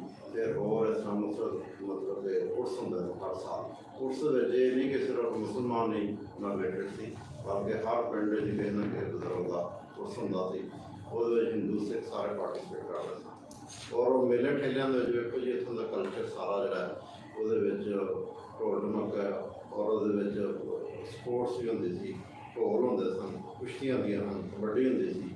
ਅਤੇ ਉਹ ਅਸੀਂ ਸ਼ੁਰੂ ਦੇ ਵਿੱਚ ਅਸੀਂ 10-15 ਸਾਲ ਬਾਅਦ ਦੀ ਸਾਡੀ ਪੈਦਾਇਸ਼ ਸੀ ਪਾਕਿਸਤਾਨ ਨਾਲ ਤੋਂ ਬਾਅਦ। ਅਤੇ ਅਸੀਂ ਬਚਪਨ ਨੂੰ ਇੰਨਾ ਯਾਦ ਹੈ ਕਿ ਸਾਡੇ ਉੱਥੇ ਵਿਸਾਖੀ ਲੱਗਦੀ ਸੀ, ਬੱਲੇ ਵਾਲੀ ਪਿੰਡ ਸੀ, ਅਤੇ 2-2 ਦਿਨ ਪਹਿਲਾਂ ਸਾਡੇ ਜਿਹੜੇ ਕੰਮ ਕਰਨ ਵਾਲੇ ਜੱਟ ਜ਼ਿਮੀਂਦਾਰ ਸਾਰੇ ਇਹ 2-3 ਦਿਨ ਪਹਿਲਾਂ ਨਾਲ ਸਾਰਾ ਆਪਣਾ ਕੰਮ ਕਰ ਰਹੇ ਹਨ। ਵਿਸਾਖੀ ਦੇ ਜਾਣਾ, ਵਿਸਾਖੀ ਦਾ ਬੜਾ ਇੱਕ ਸ਼ੋਰ ਸ਼ਰਾਬਾ, ਉਹ ਮੈਨੂੰ ਅੱਜ ਵੀ ਯਾਦ ਹੈ। ਸੱਚੀ ਗੱਲ ਹੈ ਕਿ ਸਵੇਰੇ ਉੱਠਣਾ ਜਿਸ ਦਿਨ ਅਤੇ ਨਵੇਂ ਕੱਪੜੇ ਪਾ ਕੇ ਘੋੜੀਆਂ ਦੇ ਲੋਕਾਂ ਨੇ ਫਿਰ ਟੱਗੇ ਉੱਥੇ ਮੇਲਾ ਹੁੰਦਾ। ਮੇਲੇ ਦੇ ਵਿੱਚ ਵੇਖੋ ਜੀ ਉਹਦੇ ਵਿੱਚ ਮਾਲ ਡੰਗਰ ਲੋਕ ਖੜਦੇ ਸਨ, ਹਾਂਜੀ, ਅਤੇ ਟੱਗੇ ਲੈ ਕੇ ਜਾਣਾ, ਘੋੜੀਆਂ 'ਤੇ ਜਾਣਾ, ਫਿਰ ਜਨਾਬ ਢੋਲ ਢਮਕਾ ਹੋ ਰਿਹਾ ਔਰ ਜਨਾਬ ਡਾਂਸ ਕਰ ਰਹੇ ਨੇ।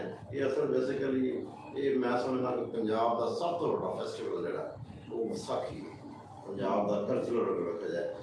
ਇਹਨੂੰ ਫਿਰ ਪਾਕਿਸਤਾਨ ਬਣਨ ਤੋਂ ਬਾਅਦ ਕੁਛ ਦੇਰ ਤੇ ਰਿਹਾ ਜੀ, ਅਸੀਂ ਸਾਡੀ ਹੋਸ਼ 10-15 ਬਾਕੀ ਛੁੱਟੀ ਸਾਡੇ ਕੋਲ ਕੰਮ ਹੀ ਹੁੰਦੀ ਗੁਜਰਾਂ ਦਾ ਬੇਸਿਕਲੀ ਜੀ ਬੜਾ ਪੰਜਾਬ ਦਾ ਅਹਿਮ ਸ਼ਹਿਰ ਹੈ ਜੀ, ਕਲਚਰਲ ਲਿਹਾਜ਼ ਨਾਲ ਬਹੁਤ। ਅਤੇ ਮੈਨੂੰ ਯਾਦ ਹੈ ਕਬੱਡੀ ਹੋਣੀ ਕਰਨੀ, ਫਿਰ ਉੱਥੇ ਕੁਸ਼ਤੀਆਂ ਹੋਣੀਆਂ ਹਰ ਸਾਲ ਜਿਹੜਾ, ਅਤੇ ਲੜਾਈ ਝਗੜੇ ਵੈਸੇ ਵੀ ਸਾਡਾ ਕਲਚਰ ਦਾ ਹਿੱਸਾ ਸੀ। ਅਤੇ ਸ਼ੁਰੂ ਦੇ ਵਿੱਚ ਮਤਲਬ ਕਿ ਇਹ ਜਿਹੜਾ ਨਾ ਇੱਕ ਮਿਕਸ ਕਲਚਰ ਦਾ ਸ਼ਰਾਬ ਹਿੱਸਾ ਜਿਹੜਾ ਉਹ ਵੀ ਚੱਲਦਾ ਰਿਹਾ। ਬਾਹਰ ਸਾਡੇ ਮਤਲਬ ਵਿੱਚ ਨਹੀਂ, ਫਿਰ ਆਸਤਾ ਇਹ ਵੇਖੋ ਜੀ ਮੇਲਿਆਂ ਦੇ ਉਹ ਗੱਲ। ਫਿਰ ਇਹਨੂੰ ਕੁਛ ਦੇਰ ਬਾਅਦ ਇਹ ਸੁਣਨ ਲੱਗ ਪਏ ਜੀ ਇਹ ਜਿਹੜਾ ਵਿਸਾਖੀ ਜਿਹੜਾ ਜੀ ਸਿੱਖਾਂ ਦਾ, ਹਾਲਾਂਕਿ ਸਿੱਖ ਮਤਲਬ ਤਾਂ 500 ਸਾਲ ਪਹਿਲਾਂ ਆਇਆ ਜੀ। ਬਾਬਾ ਜੀ ਨਾਨਕ ਜਿਹੜੇ ਨੇ ਉਹ ਵੀ ਸੂਫੀ ਸਨ, ਬੇਸਿਕਲੀ ਮੁਸਲਮਾਨ ਵੀ ਮੰਨਦੇ ਨੇ। ਅਤੇ ਇਹ ਵਿਸਾਖੀ ਦੇ ਵੇਖੋ ਜੀ ਸੈਂਕੜੇ ਸਾਲ ਪਹਿਲਾਂ 10 ਸਾਲ ਪਹਿਲਾਂ ਇਹ ਮਿਲਕਾ ਇੱਕ ਤਿਉਹਾਰ ਸਨ, ਲੋਹੜੀ ਸੀ, ਸਾਰੇ ਮਨਾਉਂਦੇ ਸਨ। ਅੱਜ ਉਹ ਵੀ ਸਾਡੇ ਲਹਿੰਦੇ ਪੰਜਾਬ ਵਿੱਚ ਮਤਲਬ ਤੁਸੀਂ ਕਹਿਣਾ ਚਾਹ ਰਹੇ ਹੋ ਕਿ ਵਿਸਾਖੀ ਔਰ ਲੋਹੜੀ ਇਹ ਫੈਸਟੀਵਲ ਜਿਹੜੇ ਇਹ ਪੰਜਾਬ ਦੇ ਫੈਸਟੀਵਲ ਹੈ, ਇਹ ਕਿਸੇ ਧਰਮ ਦੇ ਨਹੀਂ। ਨਹੀਂ ਜੀ, ਇਹ ਤਾਂ ਪੰਜਾਬ ਦੇ ਪਿਓਰਲੀ ਪੰਜਾਬ ਦੇ ਸਾਰੇ ਸਨ, ਸਾਰੇ ਧਰਮ ਮਨਾਉਂਦੇ ਸਨ। ਲੇਕਿਨ ਇਹ ਮਨਸੂਬ ਕਰ ਦੇਣਾ ਪਾਕਿਸਤਾਨ ਬਣਨ ਤੋਂ ਬਾਅਦ ਸਾਡੇ ਜਿਹੜੀ ਆਪਸ ਵਿੱਚ ਜਿਹੜੀ ਇਹਨਾਂ ਤਲਕਾਤ ਦਾ ਚਲੋ ਵੰਡ ਵੀ ਹੋ ਗਈ, ਚਲੋ ਕਮ ਅਜ਼ ਕਮ ਇਹਨਾਂ ਨੂੰ ਦਰਵਾਜ਼ਾ ਰੱਖ ਛੱਡੋ। ਲੇਕਿਨ ਇਹਨਾਂ ਵਿੱਚ ਮਸਲੇ ਮਸਾਲੇ ਹਕੂਮਤਾਂ ਸਟੇਟ ਦੀ ਪਾਲਿਸੀ ਉਹਦੇ ਤਹਿਤ ਸਾਡਾ ਕਲਚਰ ਵੀ ਤਬਾਹ ਆ, ਮੇਲੇ ਠੇਲੇ ਵੀ ਹੋ ਨਹੀਂ ਰਹੇ। ਹੁਣ ਦੁਬਾਰਾ ਚਲੋ ਕੋਸ਼ਿਸ਼ਾਂ ਹੋ ਰਹੀਆਂ ਨੇ ਇਹਨੂੰ ਰਿਵਾਈਵ ਕੀਤਾ ਜਾਏ। ਵੇਖੋ ਜੀ ਸਾਡੀ ਪਹਿਚਾਣ ਜਿਹੜਾ ਬੋਲਦੇ ਜ਼ਬਾਨ ਆਪਣੀ ਨੇ, ਜ਼ਬਾਨ ਵੀ ਪਹਿਚਾਣ ਹੈ, ਕਲਚਰ ਵੀ ਪਹਿਚਾਣ ਹੈ। ਔਰ ਜਿੰਨੀ ਦੇਰ ਤੱਕ ਅਸੀਂ ਇਹਨੂੰ ਫਾਲੋ ਨਹੀਂ ਕਰਾਂਗੇ ਅਸੀਂ ਸਾਡੀ ਪਹਿਚਾਣ ਨਹੀਂ ਹੋਏਗੀ। ਅਤੇ ਪਾਰਟੀਸ਼ਨ ਤੋਂ ਬਾਅਦ ਇਹ ਬੜਾ ਚੀਜ਼ ਦਾ ਨੁਕਸਾਨ ਹੈ ਦੋਵਾਂ ਸਾਈਡਾਂ ਦਾ, ਜ਼ਬਾਨ ਨੂੰ ਵੀ ਅਤੇ ਕਲਚਰ ਨੂੰ ਵੀ। ਉੱਧਰ ਵੇਖੋ ਜੀ ਜ਼ਬਾਨ ਜਿਹੜੀ ਉਹਨਾਂ ਕਰਕੇ ਮੈਂ ਸਮਝਦਾ ਕਿ ਚਲੋ ਪੰਜਾਬ ਛੋਟਾ ਨਾਮ ਨਜ਼ੀਦ ਤਕਸੀਮ ਕਰਤਾ 3 ਹਿੱਸਿਆਂ ਦੇ ਵਿੱਚ ਉੱਥੇ, ਲੇਕਿਨ ਇਹ ਵੀ ਕਿ ਸਿੱਖਾਂ ਦੀ ਮਜ਼ਹਬੀ ਜ਼ਬਾਨ ਹੈ, ਉਹਨਾਂ ਕਮ ਅਜ਼ ਕਮ ਚਲੋ ਇਹ ਵੀ ਉਸ ਪੰਜਾਬ ਵਿੱਚ ਪੜ੍ਹਾਈ ਜਾਂਦੀ ਹੈ as a compulsory subject, Gurmukhi ਦੇ ਪੜ੍ਹਾਉਂਦੇ ਨੇ। ਸਾਡੇ ਤਾਂ ਬਦਕਿਸਮਤੀ ਵੀ ਕਿ ਇੱਥੇ ਬਿਲਕੁਲ ਬੰਦੀ ਲਾਤੀ ਗਈ। ਪਹਿਲਾਂ ਮੀਡੀਅਮ ਇੰਸਟਰਕਸ਼ਨ ਆਇਆ ਸੀ, ਲੈਕਚਰ ਸਾਨੂੰ ਸ਼ੁਰੂ ਵਿੱਚ ਟੀਚਰ ਪੰਜਾਬੀ ਦਿੰਦੇ ਸਨ, ਅਤੇ ਸਾਰਾ ਸਾਡੇ ਪਿੰਡਾਂ ਦੇ ਵਿੱਚ ਪੰਜਾਬੀ ਬੋਲੀ ਜਾਂਦੀ ਸੀ, ਪੰਜਾਬੀ ਪੜ੍ਹੀ ਵੀ ਜਾਂਦੀ ਸੀ, ਅਤੇ ਇੱਥੇ ਸ਼ਾਇਰ ਸਨ ਬੜੇ। ਲੇਕਿਨ ਜਦੋਂ ਪਾਕਿਸਤਾਨ ਬਣਨ ਤੋਂ ਬਾਅਦ ਸਟੇਟ ਦੀ ਪਾਲਿਸੀ ਤੇ ਮੈਂ ਸਮਝਦਾ ਕਿ ਇਹਦੇ 'ਚ ਲੀਡ ਕਲਾਸ ਜਿਹੜੀ ਹੈ ਨਾ ਉਹਦਾ ਕਸੂਰ ਹੈ, ਉਹਨੇ ਇੱਕ ਡਿਸਟੈਂਸ ਰੱਖਿਆ ਔਰ ਪੰਜਾਬੀ ਨੂੰ ਇਹ ਜ਼ਬਾਨ ਜਿਹੜੀ ਸਿੱਖਾਂ ਦੀ ਮਤਲਬ ਕਿ ਹਾਲਾਂਕਿ ਪੰਜਾਬ ਕੁਝ ਅਕਸਰੀਅਤ ਦੇ ਵੇਖਿਆ ਜਾਏ ਤੇ ਅਗਰ 20 ਕਰੋੜ ਪੰਜਾਬੀ ਨੇ ਦੁਨੀਆ ਵਿੱਚ 12 ਕਰੋੜ ਮੁਸਲਮਾਨ ਨੇ, ਇਹ ਵਾਸਤੇ ਸਿੱਖਾਂ ਨਾਲ ਕਿਸੇ ਮਜ਼ਹਬ ਨਾਲ ਮਨਸੂਬ ਕਰਨਾ ਬਹੁਤ ਜ਼ਿਆਦੀ ਹੋਈ ਹੈ। ਔਰ ਇਹ ਹੁਣ ਹਰ ਸ਼عور ਵੱਧ ਰਿਹਾ ਔਰ ਇਨਸ਼ਾਅੱਲਾ ਤਾਲਾ ਅਸੀਂ ਬਚਪਨ ਦੇ ਵਿੱਚ ਵੇਖਿਆ ਕਿ ਪੰਜਾਬੀ ਦਾ ਇਸ਼ਾਰੇ ਵੀ ਹੁੰਦੇ ਹਨ ਸਾਰੇ, ਫਿਰ ਵੇਖੀ ਖਤਮ ਹੋ ਗਈ ਜੀ ਨਾਸ਼ਤਾ ਸਾਨੂੰ ਸਟੇਟ ਨੇ ਚਲੋ ਉਰਦੂ ਹੈ ਅੰਗਰੇਜ਼ੀ ਹੈ ਜਿਹੜੇ ਮਰਜ਼ੀ ਜ਼ਬਾਨ ਸਿੱਖੋ, ਲੇਕਿਨ ਆਪਣੇ ਜਿਹੜੀ ਧਰਤੀ ਦੀ ਜ਼ਬਾਨ ਹੈ ਆਪਣੇ ਕਲਚਰ ਦੀ ਉਹਨੂੰ ਨਹੀਂ ਛੱਡਣਾ ਚਾਹੀਦਾ। ਔਰ ਇਹ ਵਜ੍ਹਾ ਹੈ ਕਿ ਨਾ ਪੜ੍ਹਾਉਣ ਦੀ ਵਜ੍ਹਾ ਨਾਲ ਪੰਜਾਬ ਵਿੱਚ ਵੇਖੋ ਜੀ ਪੰਜਾਬ ਵਿੱਚ ਨਾ ਪੜ੍ਹਾਉਣ ਦੀ ਵਜ੍ਹਾ ਨਾਲ 1981 ਦੇ ਜਿਹੜੀ ਸਟੇਟ ਪਾਲਿਸੀ ਤਹਿਤ ਇੱਕ ਸਾਡਾ ਸਰਾਇਕੀ ਲਹਿਜਾ ਜਿਹੜਾ ਕਿ ਉਹਨੂੰ ਅਲੱਗ ਜ਼ਬਾਨ ਕਰਾਰ ਦਿੱਤਾ ਹੈ। ਪਹਿਲਾਂ ਉਹਨੂੰ ਮੁਲਤਾਨੀਆਂ ਦੇ ਕਰਦਾ ਹੁਣ ਰਿਆਸਤੀ ਬਾਵਲਪੁਰ ਵੀ ਬੋਲ ਜਾਂਦੇ ਤੇ ਡੇਰ ਵੀ, ਇਹਨਾਂ ਤਿੰਨਾਂ ਨੂੰ ਮਿਲਾ ਕੇ ਇੱਕ ਅਲੱਗ ਲਹਿਜਾ ਉਹ ਬਣਾਤਾ ਗਿਆ। ਔਰ ਇਹਦਾ ਵੀ ਮੈਂ ਸਮਝਦਾ ਕਿ ਸਾਡੇ ਜਿਹੜੀ ਨਾ ਸਟੇਟ ਪਾਲਿਸੀ ਇਹਨਾਂ ਬੜੀ ਜ਼ਿਆਦਤੀ ਕੀਤੀ, ਪੰਜਾਬ ਨੂੰ ਵੰਡਣ ਦੀ ਕੋਸ਼ਿਸ਼ ਕੀਤੀ ਜਾ ਰਹੀ। ਲਹਿਜਿਆਂ ਦੀ ਬੁਨਿਆਦ ਤੇ ਪੰਜਾਬੀ ਦੇ ਲਹਿਜੇ ਨੂੰ ਉਹਨਾਂ ਦੀ ਜ਼ਬਾਨਾਂ ਬਣਾਉਣ ਦੀ ਸਟੇਟ ਪਾਲਿਸੀ ਸਾਡੇ ਕਲਚਰ ਨੂੰ ਤਬਾਹ ਕੀਤਾ ਗਿਆ ਹੈ, ਉਹਦੇ ਵਿੱਚ ਵੀ ਕੋਈ ਜ਼ਬਾਨ ਦਾ ਬੜਾ ਰੋਲ ਹੈ। ਔਰ ਅੱਜ ਵੀ ਅਸੀਂ ਚਲੋ ਕੋਸ਼ਿਸ਼ ਕਰ ਰਹੇ ਹਾਂ ਥੋੜ੍ਹੀ ਬਹੁਤ ਇਨਸ਼ਾਅੱਲਾ ਤਾਲਾ ਉਮੀਦ ਹੈ ਕਿ ਇੱਕ ਹਵਾ ਚੱਲ ਰਹੀ ਹੈ, ਇਹ ਸ਼عور ਦੀ ਇੱਕ ਹਵਾ ਹੈ, ਇੱਕ ਆ ਗਈ ਪੰਜਾਬ ਵਿੱਚ ਇਹ ਹੁਣ ਇਹ ਸ਼ੌਰ ਪੈਦਾ ਹੋ ਰਿਹਾ ਕਿ ਅਸੀਂ ਆਪਣੇ ਕਲਚਰ ਆਪਣੀ ਜ਼ਬਾਨ ਨੂੰ ਜੁੜੀਏ ਔਰ ਇਹ ਇਨਸ਼ਾਅੱਲਾ ਤਾਲਾ ਅੱਜ ਦੇ ਕੱਲ੍ਹ ਲਾਜ਼ਮੀ ਇਹ ਜਿਹੜਾ ਸਾਡੇ ਸਕੂਲਾਂ 'ਚ ਪੜ੍ਹਾਈ ਜਾਏਗੀ ਉਹ ਪੜ੍ਹਾਈ ਜਾਏਗੀ ਤੇ ਇਹ ਲਹਿਜੇ ਜਿਹੜੇ ਨੇ ਅਲੱਗ ਜ਼ਬਾਨਾਂ ਜਿਹੜੇ ਪੰਜਾਬ ਵਿੱਚ ਪੰਜਾਬੀ ਜੋ ਅਲੱਗ ਜ਼ਬਾਨਾਂ ਕੱਢ ਰਹੇ ਨੇ। ਪਿਛਲੇ ਦਿਨ ਪਟਵਾਰੀ ਦਾ ਮਸਲਾ ਚੱਲਿਆ ਉਹਦੇ ਵਿੱਚ ਅਸੀਂ ਟੇਕ ਅਪ ਕੀਤਾ ਇਨਸ਼ਾਅੱਲਾ ਤਾਲਾ ਸਟਾਰਟ ਆਊਟ ਹੋ ਜਾਏਗਾ। ਉਸ ਤੋਂ ਪਹਿਲਾਂ ਵੇਖੋ ਸੂਬਾ ਸਰਹੱਦ ਜਿਹੜਾ ਸੀ ਇਹ ਪਹਿਲਾਂ ਪੰਜਾਬ ਦਾ ਹਿੱਸਾ ਪਿਸ਼ਾਵਰ ਦਾ ਪੰਜਾਬ ਸੀ। ਇਹਦੇ ਬਾਅਦ 1000 ਸਾਲ ਦੀ ਮੁਸਲਸਲ ਹਮਲਾਵਰ ਆਉਂਦੇ ਰਹੇ ਔਰ ਅਫਗਾਨੀ ਆਉਂਦੇ ਰਹੇ ਕੌਮ ਤੇ ਇੱਥੇ ਫਿਰ ਕਲਚੀ basically Peshawar was part of Punjab ਇਹ ਪੰਜਾਬ ਦਾ ਹਿੱਸਾ ਸੀ ਔਰ ਉਹ ਵੇਖੋ ਜੀ ਹਿੰਦਕੋ ਸੀ ਮੇਨ ਜਿਹੜੀ ਜ਼ਬਾਨ ਉਹ ਵੀ ਹੁਣ ਹਿੰਦਕੋ ਵੀ ਤਾਂ ਪੰਜਾਬੀ ਹੈ ਹਿੰਦਕੋ ਨਾਮ ਬਦਲਣ ਨਾਲ ਹਾਂਜੀ ਹਿੰਦਕੋ ਅਸਲ ਪਹਿਲਾਂ ਪੰਜਾਬੀ ਦਾ ਨਾਮ ਹਿੰਦਕੋ ਹਿੰਦਵੀ ਵੀ ਮੰਨਦੇ ਕਰਦੇ ਸਨ ਯਾਨੀ ਕਿ ਹਿੰਦੁਸਤਾਨ ਤੇ ਉਹ ਵੇਖੋ ਜੀ ਉਹਨੂੰ ਵੀ ਅਲੱਗ ਜ਼ਬਾਨ ਦਾ ਦਰਜਾ ਕਰਾਰ ਦੇ ਦਿੱਤਾ ਔਰ ਇਹਦੇ ਸਾਰਾ ਵੇਖੋ ਜੀ ਸੱਚੀ ਗੱਲ ਹੋਵੇ ਕਿ ਮੈਂ ਸਮਝਦਾ ਸਾਡੀ ਪੜ੍ਹੀ ਲਿਖੀ ਪੰਜਾਬੀ ਲੀਡ ਜਿਹੜੀ ਹੈ ਨਾ ਇਹਦੀ ਜਿਹੜੀ ਤਬਕਾਤੀ ਸੋਚ ਹੈ ਇਹ ਛੋਟੇ ਵੱਡੇ ਦੀ ਤਕਸੀਮ ਹੈ ਇਹ ਜਿਹੜੀ ਜ਼ਾਤ ਪਾਤ ਦਾ ਨਿਜ਼ਾਮ ਜਿਹੜਾ ਉਹਨੇ ਮਤਲਬ ਕਿ ਛੋਟਾ ਉਹ ਮੇਨ ਇਹਦੇ ਠਾਇਆ ਹੈ ਉਹਦੀ ਵਜ੍ਹਾ ਨਾਲ ਜਿਹੜੀ ਪੰਜਾਬੀ ਨੂੰ ਸਭ ਤੋਂ ਜ਼ਿਆਦਾ ਨੁਕਸਾਨ ਆਇਆ ਔਰ ਵੇਖੋ ਅਸੀਂ ਪਿੰਡਾਂ ਵਿੱਚ ਜਿਹੜੇ ਆਉਂਦੇ ਹਾਂ ਸ਼ਹਿਰ ਜਿਹੜੇ ਕੋ ਸਾਰਾ ਸਿਲਸਿਲਾ ਤੇ 80% ਪਿੰਡ ਦੀ ਬਾਤ ਨਹੀਂ ਹੁੰਦਾ ਚਲੋ ਡੈਮੋਗ੍ਰਾਫੀ ਚੇਂਜ ਹੋ ਰਹੀ ਹੈ ਸ਼ਹਿਰ ਅਰਬਨਾਈਜੇਸ਼ਨ ਹੋ ਰਹੀ ਹੈ ਤੇ ਵਿਚਾਰੇ ਪਿੰਡਾਂ 'ਚ ਕਿਸੇ ਕੋਰਟ ਵਿਚਾਰੇ ਜਾਂਦੇ ਸਨ ਤੇ ਉਹ ਵਿਚਾਰੇ ਗੱਲ ਨਹੀਂ ਕਰ ਸਕਦੇ ਉਹਨਾਂ ਉਰਦੂ ਅੰਗਰੇਜ਼ੀ ਜਿਸ ਤਰ੍ਹਾਂ ਉਹਨਾਂ ਆਪਣੇ ਮੁੱਦਾ ਕਿਵੇਂ ਸਮਝਾ ਸਕਦੇ ਸਨ ਤੇ ਇਹ ਚੀਜ਼ ਹੈ ਕਿ ਜਿੰਨੀ ਦੇਰ ਤੱਕ ਜ਼ੁਬਾਨ ਵੇਖੋ ਜੀ ਕੋਈ ਵੀ ਹੋਏ ਉਹ ਬੁਰੀ ਨਹੀਂ ਹੁੰਦੀ ਜ਼ੁਬਾਨ ਇਹ ਸੋਚ ਹੈ ਇਹ ਸਾਡੇ ਵੇਖੋ ਜੀ ਗੁਰੂ ਹੋਏ ਨੇ ਸੂਫੀ ਹੋਏ ਨੇ ਸਾਰਿਆਂ ਨੇ ਸਾਨੂੰ ਮਤਲਬ ਮੁਹੱਬਤ ਭਾਈਚਾਰਾ ਇਨਸਾਨੀਅਤ ਦਰਸ ਦਿੱਤਾ ਹੈ ਔਰ ਜਿਹੜੀ ਐਕਸਟ੍ਰੀਮਿਜ਼ਮ ਰਸਤਾ ਵਿੱਚ ਚੱਲ ਰਹੀ ਹੈ ਉਹਦੀ ਇਹੀ ਵਜ੍ਹਾ ਹੈ ਕਿ ਸੂਫੀ ਕਲਚਰ ਤੋਂ ਦੂਰ ਹੋ ਗਏ ਮਿਕਸ ਕਲਚਰ ਸੀ ਬਿਲਕੁਲ ਇਨਸਾਨੀਅਤ ਮਜ਼ਹਬ ਨੇ ਹਨ ਇਸਲਾਮ ਨੇ ਹਰ ਧਰਮ ਜਿਹੜਾ ਹੈ ਕੋਈ ਇਨਸਾਨੀਅਤ ਸਿਖਾਉਂਦਾ ਹੈ ਅਸੀਂ ਪੋਜ਼ੀਟਿਵ ਚੀਜ਼ਾਂ ਨੂੰ ਲੈਂਦੇ ਸੀ ਜਿਹੜੇ ਚੰਦ ਸਾਡੇ ਜਿਹੜੇ ਐਕਸਟ੍ਰੀਮ ਸਾਈਡ ਤੇ ਚਲੇ ਜਾਂਦੇ ਜੇ ਮੌਲਵੀ ਮੁੱਲਾ ਜਿਹਨੂੰ ਮੰਨਦੇ ਨੇ ਉਹ ਜਿਹੜਾ ਉਹਦੀ ਵਜ੍ਹਾ ਉਸ ਚੀਜ਼ ਨੂੰ ਤਸਲੀਮ ਲੈਂਦੇ ਹਾਂ ਅਸੀਂ ਪੋਜ਼ੀਟਿਵ ਚੀਜ਼ਾਂ ਨਾਲ ਜਿਹੜੀ ਇਨਸਾਨੀਅਤ ਦਸਾਇਆ ਔਰ ਇਹ ਅਸੀਂ ਇਹ ਜਿੰਨੀ ਦੇਰ ਤੱਕ ਅਸੀਂ ਆਪਣੇ ਕਲਚਰ ਨੂੰ ਆਪਣੀ ਜ਼ੁਬਾਨ ਨੂੰ ਅਸੀਂ ਵੇਖੋ ਜੀ ਨਹੀਂ ਪ੍ਰਮੋਟ ਕਰਾਂਗੇ ਤੇ ਸਾਡੀ ਪਛਾਣ ਵੀ ਨਹੀਂ ਹੋਏਗੀ ਤੇ ਅਸੀਂ ਦੁਨੀਆ ਤੋਂ ਪਿੱਛੇ ਰਹਿ ਜਾਵਾਂਗੇ। ਬਹੁਤ ਸੋਹਣੀ ਗੱਲਬਾਤ ਬਿਲਕੁਲ ਤੁਸੀਂ ਗੱਲ ਕੀਤੀ ਜਿਹੜੀ ਤਾਰਕ ਸਾਹਿਬ ਪਹਿਲੇ ਗੱਲ ਕਰ ਰਹੇ ਸੀ ਜ਼ਬਾਨਾਂ ਵੰਡਣ ਵਾਲੀ ਜਿਹੜੀ ਪਾਰਟੀਸ਼ਨ ਤੋਂ ਪਹਿਲੇ ਦੀ ਪਾਲਿਸੀ ਸੀ ਉਸ ਤੇ ਅਮਲ ਵੀ ਦੋਨੋਂ ਸਾਈਡਾਂ ਤੇ ਬਹੁਤ ਜ਼ਿਆਦਾ ਹੋਇਆ। ਅੱਜ ਸਵੇਰੇ ਹੀ ਮੈਂ ਇੰਟਰਵਿਊ ਸੁਣ ਰਿਹਾ ਸੀ ਕੇਸ਼ਵ ਮੁਲਤਾਨੀ ਹੋਰਾਂ ਨੇ ਕੀਤਾ ਹੈ ਸੀਐਮ ਹਰਿਆਣਾ ਦਾ ਤੇ ਉਹ ਜੰਗ ਤੋਂ ਗਏ ਹੋਏ ਸੀ ਉਹਨਾਂ ਦੀ ਫੈਮਿਲੀ ਔਰ ਜੰਗ ਦੀ ਜਿਹੜੀ ਜ਼ਬਾਨ ਹੈ ਉਹ ਖਾਲਿਸ ਪੰਜਾਬੀ ਤੁਸੀਂ ਕਹੋ ਅਗਰ ਮਰਕਜ਼ੀ ਲਹਿਜਾ ਜਿਹੜਾ ਹੈ ਜੱਟਕਾ ਲਹਿਜਾ ਉਹ ਸਾਡਾ ਜੰਗ ਦਾ ਮਿਆਰੀ ਲਹਿਜਾ ਕਹਿ ਲਓ ਜੋ ਇੱਥੋਂ ਦੇ ਉੱਠ ਕੇ ਗਏ ਲੇਕਿਨ ਉਹ ਕਹਿ ਰਹੇ ਸੀ ਕਿ ਅਸੀਂ ਉਹਨਾਂ ਉਸ ਲਹਿਜੇ ਤੋਂ ਕਿਤੇ ਮੇਰੇ ਬਚਪਨ ਦੇ ਵਿੱਚ ਉਹ ਬੋਲਿਆ ਜਾਂਦਾ ਸੀ ਉਹ ਸਾਰਾ ਉਹਨਾਂ ਦੀ ਕਨਵਰਜਨ ਹੋ ਚੁੱਕੀ ਹੈ ਹਿੰਦੀ ਨੂੰ। ਸੋ ਤਾਰਕ ਸਾਹਿਬ ਠੀਕ ਕਹਿ ਰਹੇ ਸੀ ਕਿ ਜਿਹੜੀ ਉਹ ਪਾਲਿਸੀ ਚੱਲੀ ਸੀ ਕਿ ਮੁਸਲਮਾਨਾਂ ਦੀ ਜ਼ਬਾਨ ਉਰਦੂ ਹੈ ਔਰ ਹਿੰਦੂਆਂ ਦੀ ਜ਼ਬਾਨ ਹਿੰਦੀ ਹੈ ਔਰ ਸਿੱਖਾਂ ਦੀ ਜ਼ਬਾਨ ਸਿਰਫ ਪੰਜਾਬੀ ਹੈ। ਉਸ ਵੇਲੇ ਜੋ ਵੰਡ ਪਾਈ ਗਈ ਸੀ ਉਹ ਪਾਰਟੀਸ਼ਨ ਤੋਂ ਬਾਅਦ ਵੀ ਅਸੀਂ ਉਸ ਵੰਡ ਨੂੰ ਉਸ ਨੂੰ ਕੋਈ ਅਕਲਮੰਦੀ ਦੇ ਨਾਲ ਉਸ ਨੂੰ ਨਿਬੇੜ ਨਹੀਂ ਪਾਇਆ। ਇੰਡੀਆ ਦੇ ਅੰਦਰ ਜਿਤਨੇ ਵੀ ਲੈਂਗੁਏਜ ਪਾਲਿਸੀਜ਼ ਬਣੀਆਂ ਲੇਕਿਨ ਉਹਦੇ ਅੰਦਰ ਵੀ ਕੋਈ ਕਲੈਰਿਟੀ ਆਫ ਲੈਂਗੁਏਜਸ ਜਿਹੜੀਆਂ ਹਨ ਉਹ ਨਹੀਂ ਦਿੱਤੀਆਂ ਗਈਆਂ ਔਰ ਉਹਦੇ ਵਿੱਚ ਖਾਸ ਕਰ ਜਿਹੜਾ ਪੰਜਾਬੀ ਹਿੰਦੂ ਹੈ ਸਾਨੂੰ ਜਿਤਨਾ ਸਿੱਖ ਪਿਆਰਾ ਹੈ ਉਤਨਾ ਪੰਜਾਬੀ ਹਿੰਦੂ ਪਿਆਰਾ ਹੈ ਉਤਨਾ ਕ੍ਰਿਸਚੀਅਨ ਪੰਜਾਬੀ ਪਿਆਰਾ ਹੈ ਕਿਉਂਕਿ ਇੱਕ ਹੀ ਹੈ ਧਰਮ ਵੱਖੋ ਵੱਖ ਹੈ ਤੁਸੀਂ ਕੌਮ ਇੱਕੋ ਤੁਸੀਂ ਲੋਕ ਇੱਕੋ ਤੁਹਾਡਾ ਕਲਚਰ ਇੱਕ ਹੈ ਤੁਹਾਡੀ ਬੋਲੀ ਇੱਕ ਹੈ। ਸੋ ਪਾੜੇ ਜਿਹੜੇ ਪਾਏ ਗਏ ਪਾਰਟੀਸ਼ਨ ਤੋਂ ਬਾਅਦ ਸਾਨੂੰ ਸਾਰਾ ਪਾੜ ਹੀ ਨਜ਼ਰ ਆਉਂਦਾ ਹੈ। ਪਾਰਟੀਸ਼ਨ ਤੋਂ ਬਾਅਦ ਦਾ ਸੁਲਝਾਓ ਕੋਈ ਨਜ਼ਰ ਨਹੀਂ ਆਉਂਦਾ ਔਰ ਸੁਲਝਾਓ ਜਿਵੇਂ ਕਿ ਜ਼ਾਹਿਰ ਭੱਟੀ ਸਾਹਿਬ ਦੱਸ ਰਹੇ ਸੀ ਤਾਂ ਦਾਦਾ ਸਾਹਿਬ ਦੱਸ ਰਹੇ ਸੀ ਦੋਨੋਂ ਸਾਈਡਸ ਤੇ ਉਹ ਇਹ ਹੈ ਕਿ ਪੰਜਾਬ ਨੂੰ ਵਸਾਇਆ ਜਾਵੇ ਪੰਜਾਬ ਨੂੰ ਮਜ਼ੀਦ ਬਰਬਾਦ ਨਾ ਕੀਤਾ ਜਾਵੇ ਔਰ ਇਸੇ ਚੱਕਰ ਦੇ ਵਿੱਚ ਹੋ ਸਕਦਾ ਹੈ ਅਗਰ ਪੰਜਾਬੀਆਂ ਨੂੰ ਇਸ ਚੀਜ਼ ਦਾ ਸ਼ੌਰ ਆਵੇ ਉਹ ਜਿਹੜਾ ਆਇਡੈਂਟੀਟੀ ਕ੍ਰਾਈਸਿਸ ਹੈ ਉਸ ਤੋਂ ਨਿਕਲਣ ਉਹ ਆਪਣੀ ਮਿੱਟੀ ਦੇ ਨਾਲ ਜੁੜਤ ਉਹਨਾਂ ਦੀ ਹੋਵੇ ਆਪਣੇ ਆਪ ਨੂੰ ਪੰਜਾਬੀ ਓਨ ਕਰਨ। ਮੈਂ ਅਗਰ ਮੰਨਾਂਗਾ ਕਿ ਮੇਰੀ ਹੈ ਮਿੱਟੀ ਮੇਰੀ ਹੈ ਇਹ ਘਰ ਮੇਰਾ ਹੈ ਤੇ ਫਿਰ ਹੀ ਮੈਂ ਇਹਦੇ ਬਚਾਅ ਵਾਸਤੇ ਤੇ ਆਉਣ ਵਾਲੀ ਆਪਣੀ ਨਸਲਾਂ ਵਾਸਤੇ ਸੋਚ ਸਕਾਂਗਾ। ਪੰਜਾਬੀਆਂ ਦੀ ਸੋਚ ਤੇ ਮੁਕਾ ਦਿੱਤੀ ਗਈ ਹੈ ਚੜ੍ਹਦਾ ਪੰਜਾਬ ਹੋਵੇ ਤੇ ਹਿੱਸਿਆਂ 'ਚ ਵੰਡ ਕੇ ਉੱਥੇ ਮਜ਼ਹਬੀ ਸੋਚਾਂ ਉੱਥੇ ਵੀ ਪੈਦਾ ਕੀਤੀਆਂ ਗਈਆਂ ਇੱਥੇ ਵੀ ਪੈਦਾ ਕੀਤੀਆਂ ਗਈਆਂ ਔਰ ਉਸਨੇ ਬਹੁਤ ਹੱਦ ਤੱਕ ਸਾਨੂੰ ਜਿਹੜਾ ਹੈ ਨੁਕਸਾਨ ਪਹੁੰਚਾਇਆ ਹੈ। ਸੋ ਪਾਰਟੀਸ਼ਨ ਦੇ 75 ਸਾਲ ਗੁਜ਼ਰਨ ਤੋਂ ਬਾਅਦ ਅਗਰ ਇਹ ਅਸੀਂ ਨਹੀਂ ਕਰ ਪਾਉਂਦੇ ਤੇ ਅਗਲਾ ਆਉਣ ਵਾਲਾ ਵੇਲਾ ਹੋਰ ਖੌਫਨਾਕ ਹੈ। ਸੋ ਹੁਣ ਸਾਨੂੰ ਇਹਨਾਂ ਹੱਦਾਂ ਸਰਹੱਦਾਂ ਦੇ ਹੁੰਦਿਆਂ ਅਸੀਂ ਮੰਨਦੇ ਹਾਂ ਪੰਜਾਬੀ ਹੋਣ ਦੇ ਨਾਤੇ ਕਿ ਬਾਰਡਰਸ ਰਹਿਣ ਇਹ ਸਾਰਾ ਕੁਝ ਰਹਿਣ ਲੇਕਿਨ ਇਹਨਾਂ ਦੇ ਦਰਮਿਆਨ ਨਰਮੀਆਂ ਪੈਦਾ ਕਰਨੀਆਂ ਚਾਹੀਦੀਆਂ ਹਨ। ਪੰਜਾਬ ਨੂੰ ਇੱਕ ਜੰਗ ਦੇ ਮਾਹੌਲ ਦੇ ਵਿੱਚ ਨਾ ਰੱਖਿਆ ਜਾਵੇ। ਪੰਜਾਬ ਨੂੰ ਇਨਸਾਨਾਂ ਦੀ ਧਰਤੀ ਮੰਨਦੇ ਹੋਇਆ ਇੱਥੇ ਅਮਨ ਜਿਹੜਾ ਹੈ ਉਹਦਾ ਫਰੋਗ ਕੀਤਾ ਜਾਵੇ। ਜਿਹੜਾ ਇੰਡੀਆ ਔਰ ਪਾਕਿਸਤਾਨ ਦੇ ਵਿਚਕਾਰ ਬਿਹਤਰ ਤਲਕਾਤ ਇਸੇ ਹੀ ਸੂਰਤ ਹੋ ਸਕਦੇ ਅਗਰ ਪੰਜਾਬੀਆਂ ਦੇ ਤਲਕਾਤ ਆਪਸ ਦੇ ਵਿੱਚ ਬਿਹਤਰ ਹੋ ਸਕਦੇ।